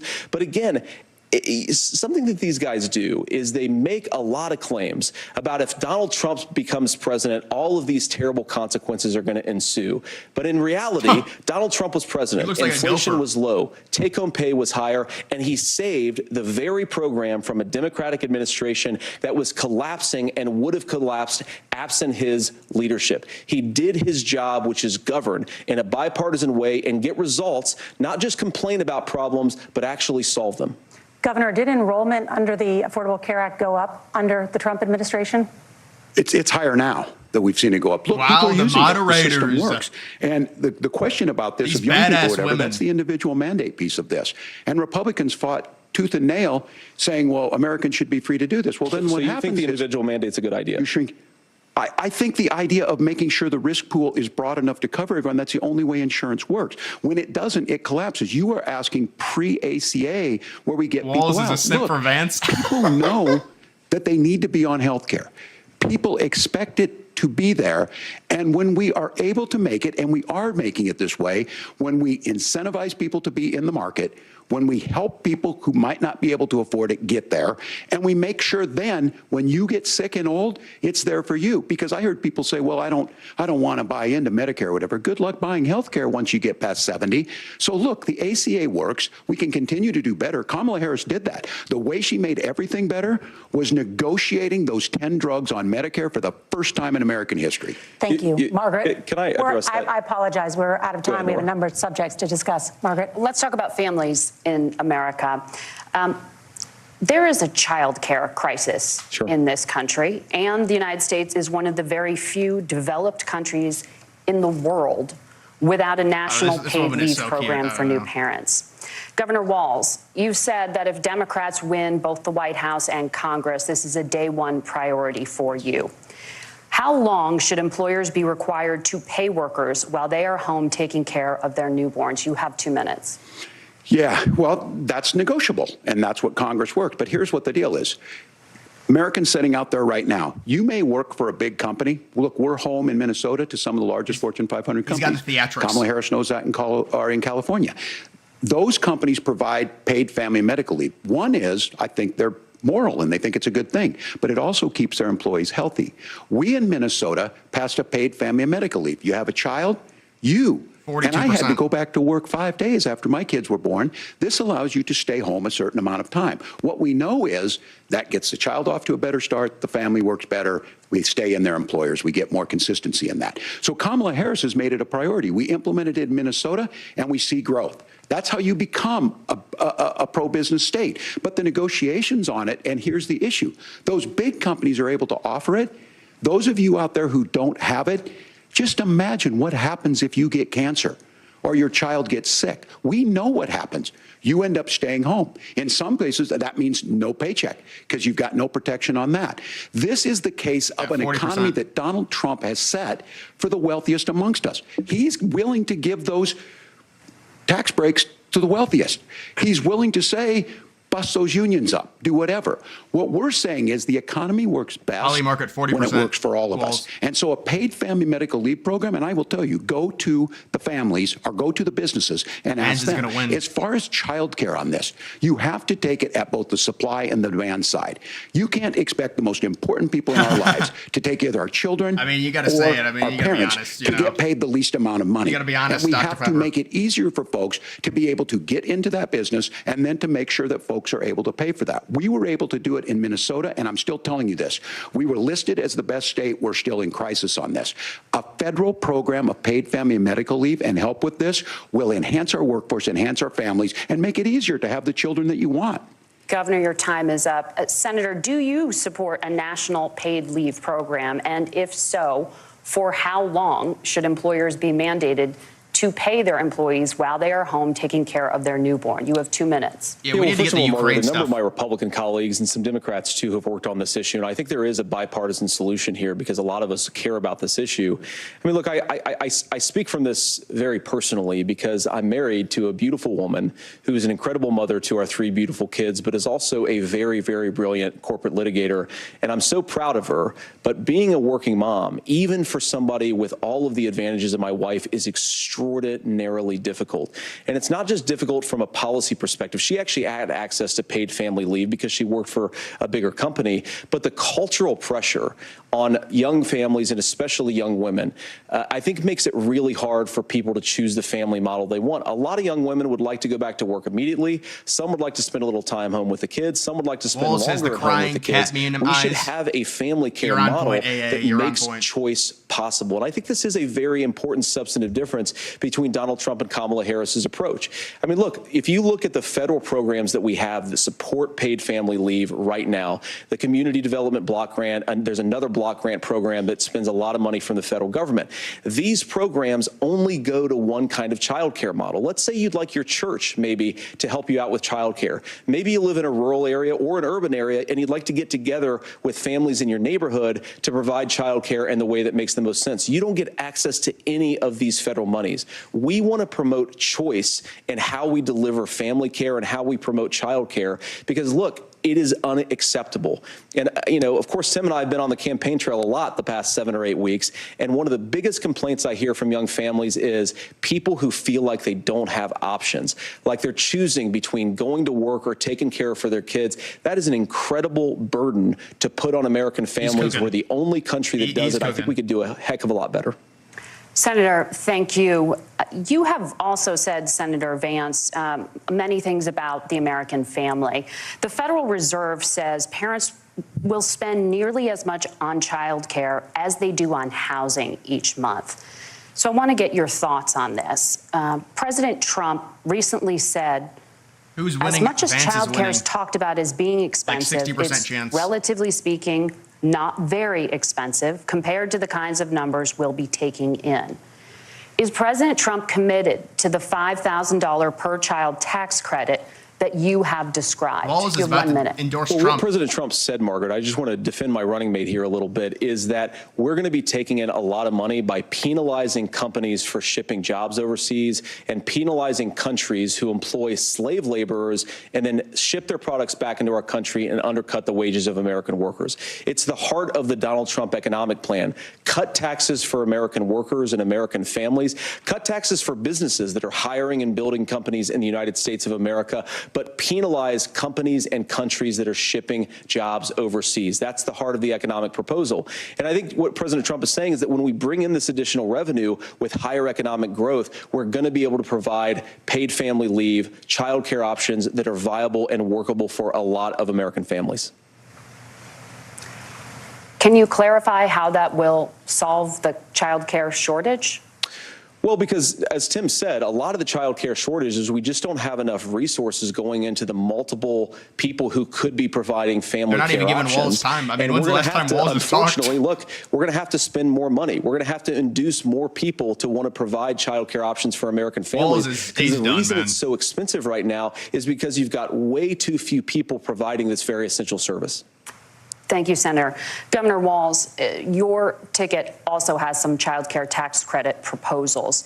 Do you think Congress will agree to the $6,000 credit for newborns and $3,000 credit for children over the age of 6? We got to get as your campaign has promised. Is that realistic? Well, if these members of Congress are listening to anybody, I can tell you, and this is the biggest issue. Everybody listening tonight knows. I mean, I'm sure they were shocked to hear it's not that expensive. And let's be clear, whether it's $5,000 or $6,000, that pays you about 3 or 4 months. Let's be clear of where we're at on this. It's because we got out of an imbalance on this. We thought we were going to get by not paying people. I don't think Senator Vance and I are that far apart. I'm not opposed to what he's talking about on He's going to endorse Trump, and this is amazing. Things. I think we need to be open to making the case. But the issue here he's a moderate now. The question you asked is You're not going to pay for it with these tariffs. That's just adding another $4,000 on the family and taking less. So not only do they not get the money to pay for that, they're $4,000 in the hole. That's Wharton School. That's his alma mater. And so I think the issue here is, if those members of Congress, I can't believe they're not. When I go to businesses, sure, they'll talk about taxes sometime, but they will lead with childcare and they will lead with housing, because we know the problem is, especially in a state like Minnesota, we need more workers because our economy is growing, but we need the workforce. Governor, thank you. We need to move on. Nora? Let's talk about the state of democracy, the top issue for Americans after the economy and inflation. After the 2020 election, President Trump's campaign and others filed 62 lawsuits contesting the results. Please, no. Judges, including those appointed by President Trump and other Republican presidents, looked at the evidence and said there was no widespread fraud. The governors of every state in the nation, Republicans and Democrats, certified the 2020 election results and sent a legal slate of electors to Congress for January 6th. Senator Vance, you have said you would not have certified the last presidential election and would have asked the states to submit alternative electors. That has been called unconstitutional and illegal. Would you again seek to challenge this year's election results, even if every governor certifies the results? I'll give you 2 minutes. Well, Nora, first of all, I think that we're focused on the future. We need to figure out how to solve the inflation crisis caused by Kamala Harris's policies, make housing affordable, make groceries affordable, and that's what we're focused on. But I want to answer your question because you did ask Trump it. Getting shot. Oh, what President Trump has said is that there were problems in 2020, and my own belief is that we should fight about those issues, debate those issues peacefully in the public square, and that's all I've said, and that's all that Donald Trump has said. Remember, he said that on January the 6th, the protesters ought to protest peacefully. And on January the 20th, what happened? Joe Biden became the president, Donald Trump left the White House, and now, of course, unfortunately, we have all of the negative policies that have come from the Harris-Biden administration. I believe that we actually do have a threat to democracy in this country, but unfortunately, it's not the threat to democracy that Kamala Harris and Tim Walz want to talk about. It is the threat of censorship. It's Americans casting aside lifelong friendships because of disagreements over politics. It's big technology companies silencing their fellow citizens. And it's Kamala Harris saying that rather than debate and persuade her fellow Americans, she'd like to censor people who engage in misinformation. I think that is a much bigger threat to democracy than anything that we've seen in this country in the last 4 years, in the last 40 years. Now, I'm really proud, especially given that I was raised by two lifelong blue-collar Democrats, to have the endorsement of Bobby Kennedy Jr. and Tulsi Gabbard, lifelong leaders in the Democratic coalition. And of course, they don't agree with me and Donald Trump on every issue. We don't have to agree on every issue. Bring out the but grand we're united behind a basic American First Amendment principle that we ought to debate our differences. We ought to argue about them. We ought to try to persuade our fellow Americans. Kamala Harris is engaged in censorship at an industrial scale. She did it during COVID. She's done it over a number of other issues. And that, to me, is a much bigger threat to democracy than what Donald Trump said when he said that protesters should peacefully protest on January the 6th. Governor? Well, I've enjoyed tonight's debate, and I think there was a lot of commonality here, and I'm sympathetic to misspeaking on things, and I think I might have with the senator. But me too, man. There's one though that this one is troubling to me, and I say that because I think we need to tell the story. Donald Trump refused to acknowledge this, and the fact is that I don't think we can be the frog in the pot and let the boiling water go up. He was very clear. I mean, he lost this election, and he said he didn't. 140 police officers were beaten at the Capitol that day, some with the American flag, several later died. And it wasn't just in there.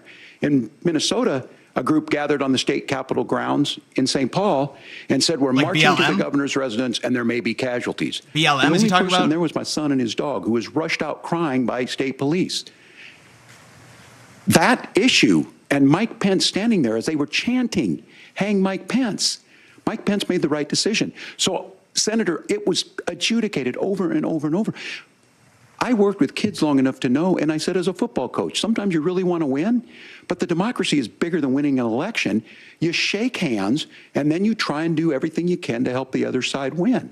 That's what was at stake here. Now, the thing I'm most concerned about is the idea that imprisoning your political opponents, already laying the groundwork That's for people exactly not what accepting Democrats this. are trying to do And with a Trump. Look president's at the words felony matter. charges. A president's words matter. People hear that. So I think Trump. This issue of settling our differences at the ballot box, shaking hands when we lose, being honest about it, but to deny what happened on January 6th, the first time in American history that a president or anyone tried to overturn a fair election and the peaceful transfer of power. And here we are 4 years later in the same boat. I will tell you this, that when this is over, we need to shake hands this election, and the winner needs to be the winner. This has got to stop. It's tearing our country apart. Margaret? Senator Vance, did you want to respond to that?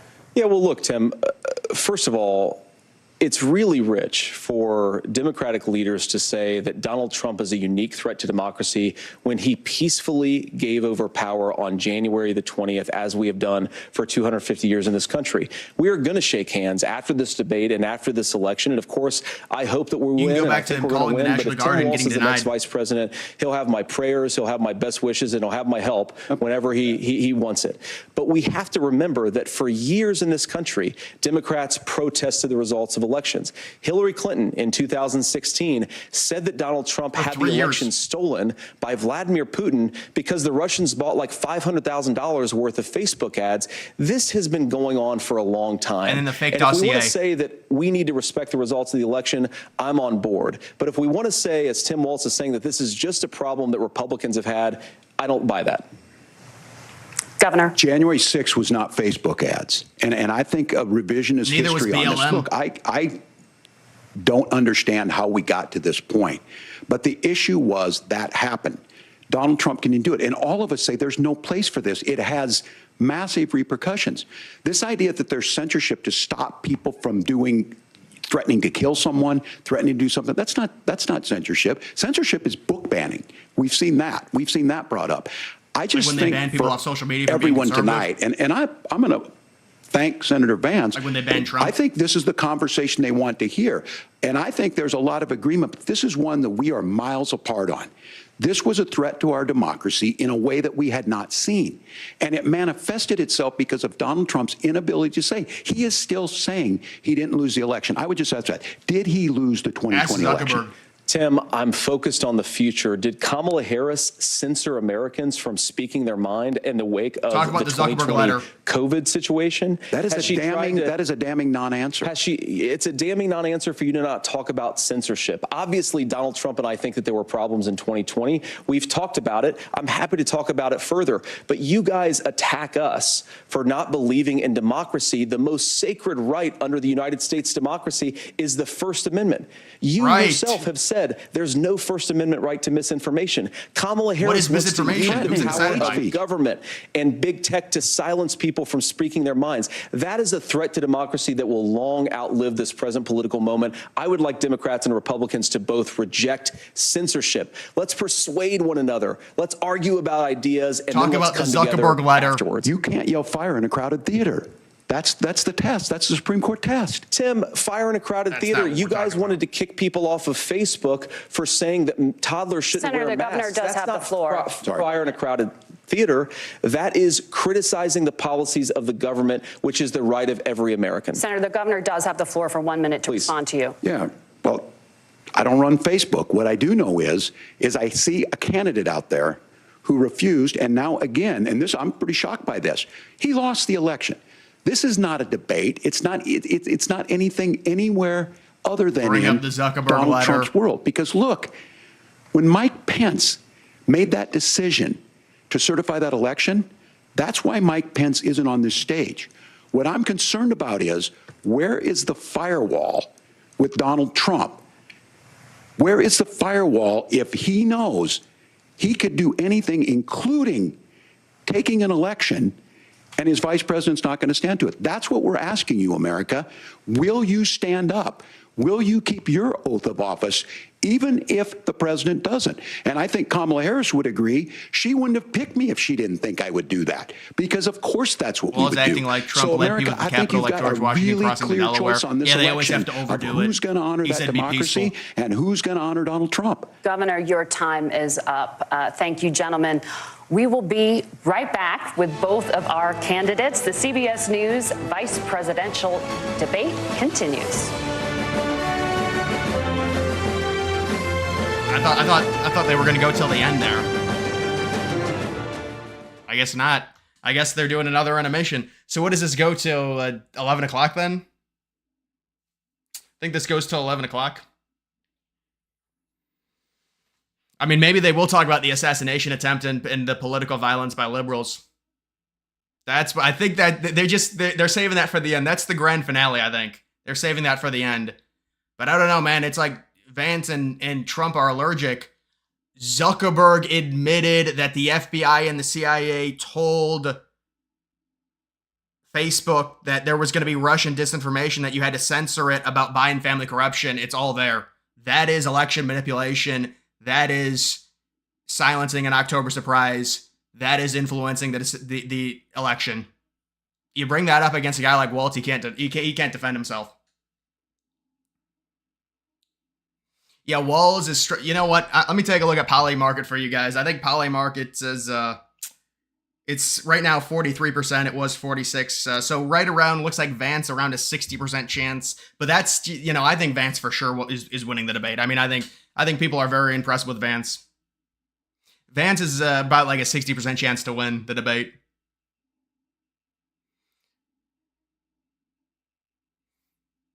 How would a 2012 Trump versus Obama election look? Well, it's hard to say because you're conflating two different timelines in terms of politics. But I mean, with Obama being the incumbent, it would have been hard for Trump. Hosts want to do Vance. You think there's sexual attention there? I mean, I think WALZ is definitely seeded a lot in terms of complimenting Vance.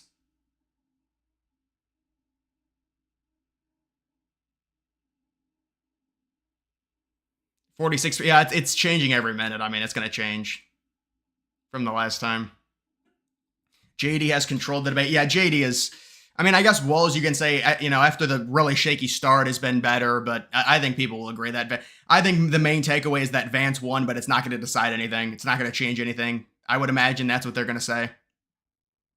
That's my initial takeaway from this. But I think Vance is just very presidential. Very good, very presidential.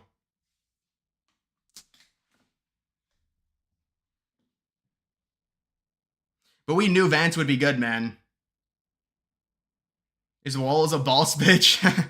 He's got those cat meme. Someone in the chat said he's got the cat meme eyes, where it's like real like teary-eyed and like, I mean, they're correct. Me, DG for president in 2028. I don't think I'm eligible. I'm not going to be eligible in 2028, man, unfortunately. The moderators weren't bad. Well, I think it's a tamed down VP debate and they weren't fact-checking anyone. The moderators... Dude, it's funny. I read a comment. The moderators have not been bad. And then Caden just said the moderators have not been good. Yeah, I mean, I don't think they've been the worst. I mean, I think I mean, the way the question... Like, why are we talking about climate change #2 issue? I just... you know, but I mean, I don't think they've influenced it in any crazy way like ABC did. No, Vance does not wear eyeliner. That's what everyone used to think, but that's just he's got like dark eyelashes or whatever. But it looks like we got 17 seconds and we're going to be coming back. And I think these have got to be closing statements. I mean, they said 90 minutes. So 9 o'clock to 10:30 plus. I mean, seems like more than 90 minutes. Chris, both guys are doing better than presidential candidates. Both of the guys approaching this maturedly. Yeah, I think this is, like I said during the debate, I was really enjoying it. I'm enjoying this debate. Vice presidential debate. When it ends, join us Too right bad here. really not a lot of people are going to watch. Back to the debate. WALZ almost said Iran has a right to defend itself. Yeah, he was at the beginning. He was really shaky. Welcome back to the CBS News Vice Presidential Debate. It is now time for the closing statement. Senator Vance won the virtual coin toss and elected to go last. Yeah, there's nothing about the assassination. First. You have 2 minutes. Well, thank you, Senator Vance. Thank you to CBS News, and most importantly, thank you to all of you. If you're still up and the folks who miss Dancing with Our Stars, I appreciate it. But look, the support of the democracy matters. It matters that you're here. And I'm as surprised as anybody of this coalition that Kamala Harris has built, from Bernie Sanders to Dick Cheney to Taylor Swift, and a whole bunch of folks. Taylor Swift, really? That's going to help. And they don't all agree on everything, but they are truly optimistic people. They believe in a positive future of this country and one where our politics can be better than it is. And I have to tell you, that better than it is the sense of optimism that there can be an opportunity economy that works for everyone, not just to get by, but to get ahead. And the idea that freedom really means something. Not the freedom of government to be in your bedroom or exam room, but the freedom for you to make choices about yourself. Now, look, we all know who Donald Trump is. He's told us, and as Maya Angelou said, believe him when he told you that. His first inaugural address talked about American carnage, and then he spent 4 years trying to maybe do that. Senator Vance tonight made it clear he will stand with Donald Trump's agenda. He will continue to push down that road. Excuse me. Kamala Harris gives us a different option. Now, I'll have to tell you, I'm going to be careful about the quotes, but there's one that Senator Vance said that does resonate with me. He said, Donald Trump makes the people I care about afraid. A lot of America feels that way. We don't need to be afraid. Franklin Roosevelt was right. All we have to fear is fear itself. Kamala Harris is bringing us a new way forward. She's bringing us a politics of joy. She's bringing real solutions for the middle class, and she's centering you at the heart of that. All the while asking everyone, join this movement, make your voices heard. Let's look for a new day where everybody gets that opportunity and everybody gets a chance to thrive. I humbly ask for your vote on November 5th for Kamala Harris. Governor WALZ, thank you. Senator Vance, your closing statement. Well, I want to thank Governor Walz, you folks at CBS, and of course the American people for tuning in this evening. And one of the issues we didn't talk about was energy. And I remember when I was being raised by my grandmother, when she didn't have enough money to turn on the heat some nights because Ohio gets pretty cold at night and because money was often very tight.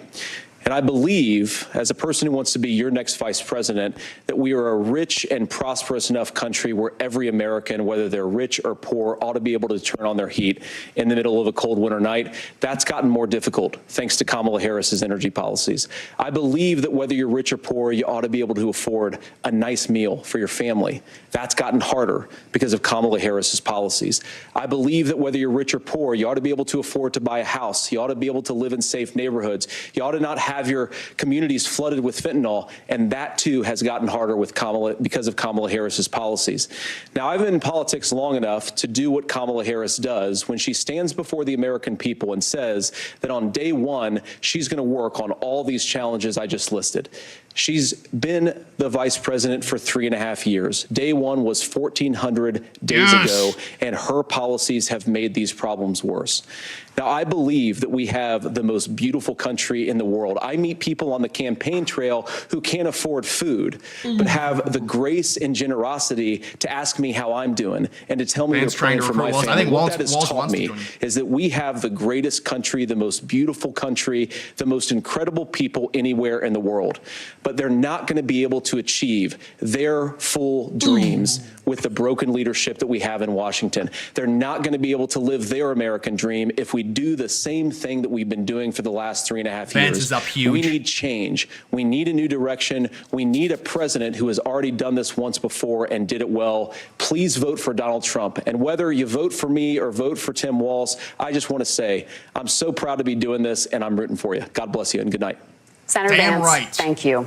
Damn right. And thank you both for participating in the only Vance with a victory in this debate of this election cycle. We knew it was going to happen. We primed it. We said it was coming. Just 35 days until and now we get the CNN coping session. For all of it. The CNN coping session has got to be coming. Oh, they already. Are they not live right now? When you were at the UN earlier. Oh, they're not live. Well, you can go watch it, I guess. They went offline. Vance with a win, and we've got huge updates, guys. Hold on. We've got huge updates. Poly market. Do you think this will really change? I think this will help Vance. This has got to help Vance in terms of favorability because he's been underwater, but he just had a really good performance and a very, almost like, I mean, they were both cordial with each other.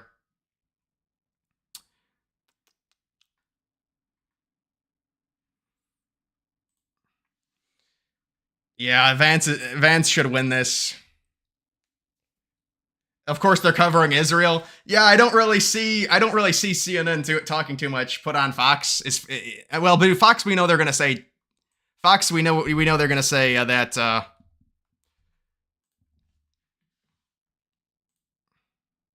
Democrats change the rules, cheat, and open our borders just to win elections. With Issue 1, they'll undo the redistricting safeguards we approved. This isn't democracy, it's deception. Vote JD no made on a statement. Issue I thought 1. JD was Ohio very Works good. is Yes, responsible JD for was the very content of good. this advertising. Good debate. I agree.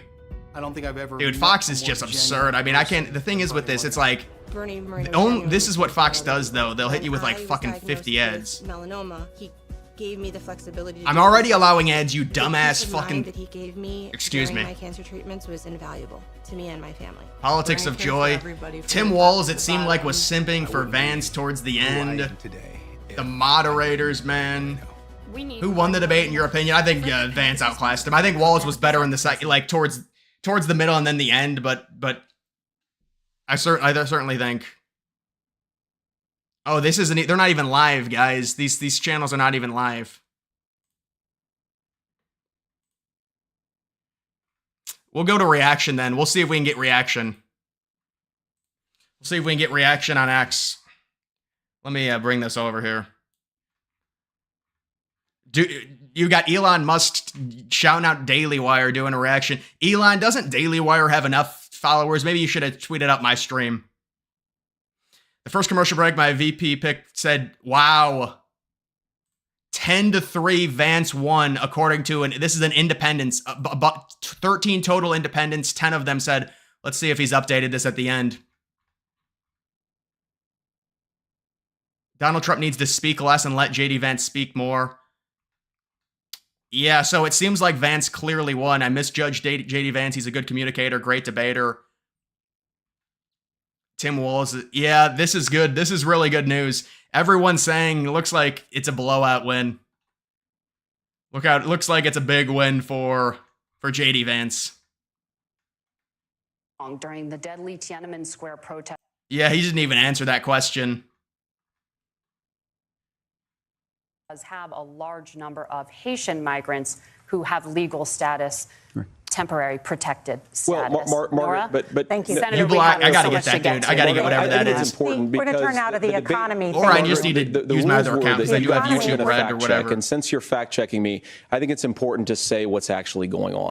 CNN said Walz was unprepared. Wow. So there's an application called the CBP One app where you can go on as an illegal migrant, apply for asylum or apply for parole, and be granted legal this status is a good one. at the wave of a Kamala Harris open border wand.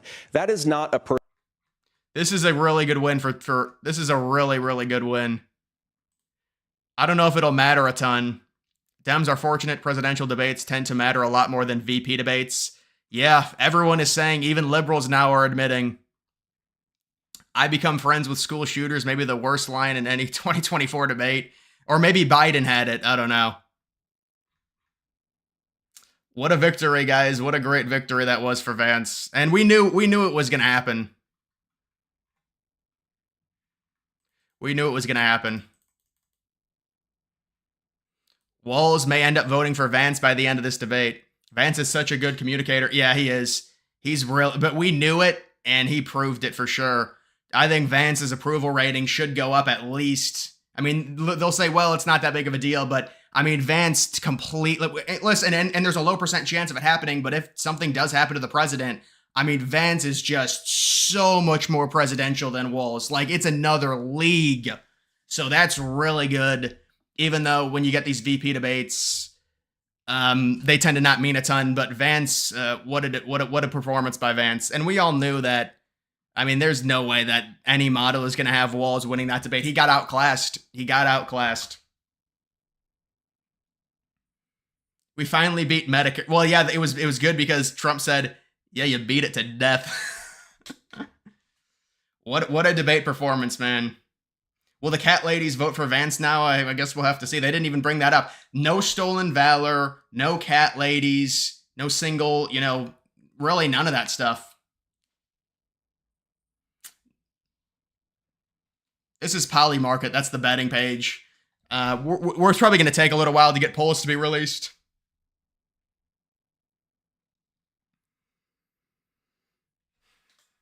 The VP matters this time. Trump just survived 2 assassination attempts. Yeah.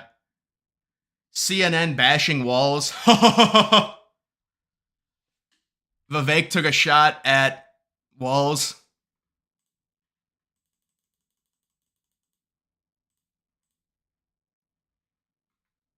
Wisconsin poll. Trump up by 1. Trafalgar. Trump up by 1. Vance odds, they should be at 100%. I mean, what are people saying about this? Should be 100%. What are you watching? He won this in 5 minutes. Vance won. Yeah, no, I agree. I think that's pretty great. Like, that's the other thing with Polymarket. Like, I can't even compare it to anything because no one else. I'm talking to just the chat. The old mail, I can't wait for MSNBC and CNN coping sessions tomorrow. Yeah, they're going to be great. I'll have to do a video titled Massive Cope Session Underway at CNN headquarters. After Vance, I can't make the video that long. You got YouTube restrictions. You can only make the video so long. It has to do with the algorithm. Come on. But it's going to be something like that. Everyone will forget about the Harris debate. Well, I mean, still, there's not a lot of people that watch this debate, so that's the problem.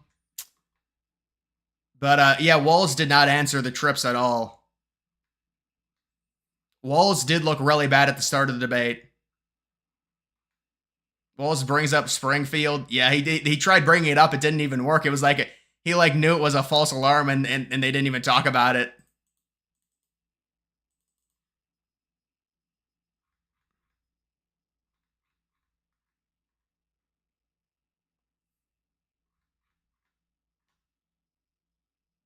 Tim Walz appears to say he became friends with school shooters. That's a headline. Walz is so uncomfortable. Yeah, he was very uncomfortable.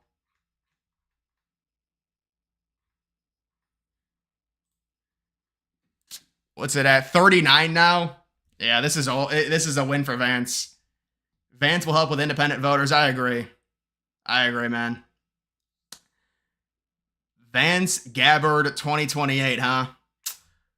But guys, I'm going to wrap it up. Again, if anyone is interested, I am looking for a cameraman. I'm looking to go to some Trump rallies. I'm trying to take my channel to the next level and do vlogs like that. So if you're interested, DM me. But that is going to do it. I'm sure there's going to be a bunch of reaction from other places, but I did go about 3 hours tonight.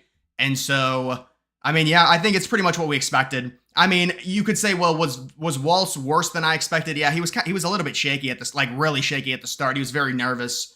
But like then WALZ throughout the entire debate was exactly what I thought.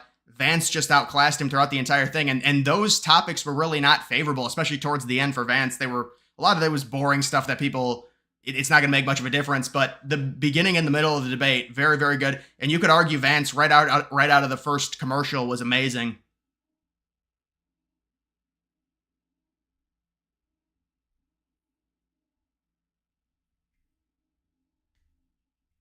WALZ at 38%. Yeah, there's no way. I feel comfortable in saying there's no way that I think liberals will admit. Liberals will say that WALZ lost, but it doesn't matter because it's a VP debate, and Vance still couldn't defend Trump on certain things, like the outcome of the election and things like that. That would be my political analysis on that.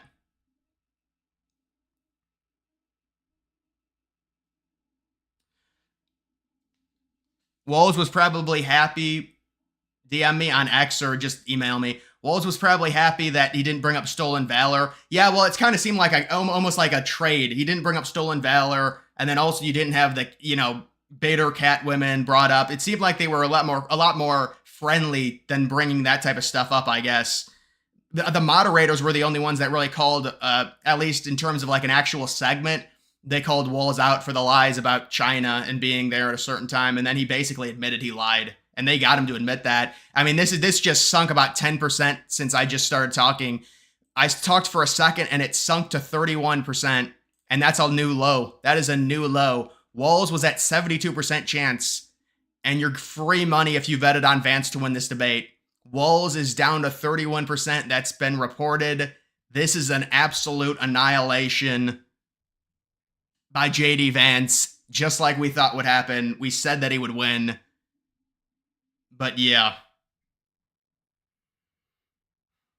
Use Firefly. Yeah, no. You're right. Regular ad blocker doesn't work against YouTube. which honestly, probably I should be thankful for. I should be thankful for it. I mean, that's how I make money. I mean, so I should probably not complain about it. I should probably not complain about it. Vance was a great debate. Yeah, Vance knew his shit, man. He knew his shit. But guys, I'll be seeing you. You can follow me on X. Link to, well, actually, I think I have to update that link because it's not correct because I changed my username. So I've got to update it. But guys, that is going to do it for this live stream.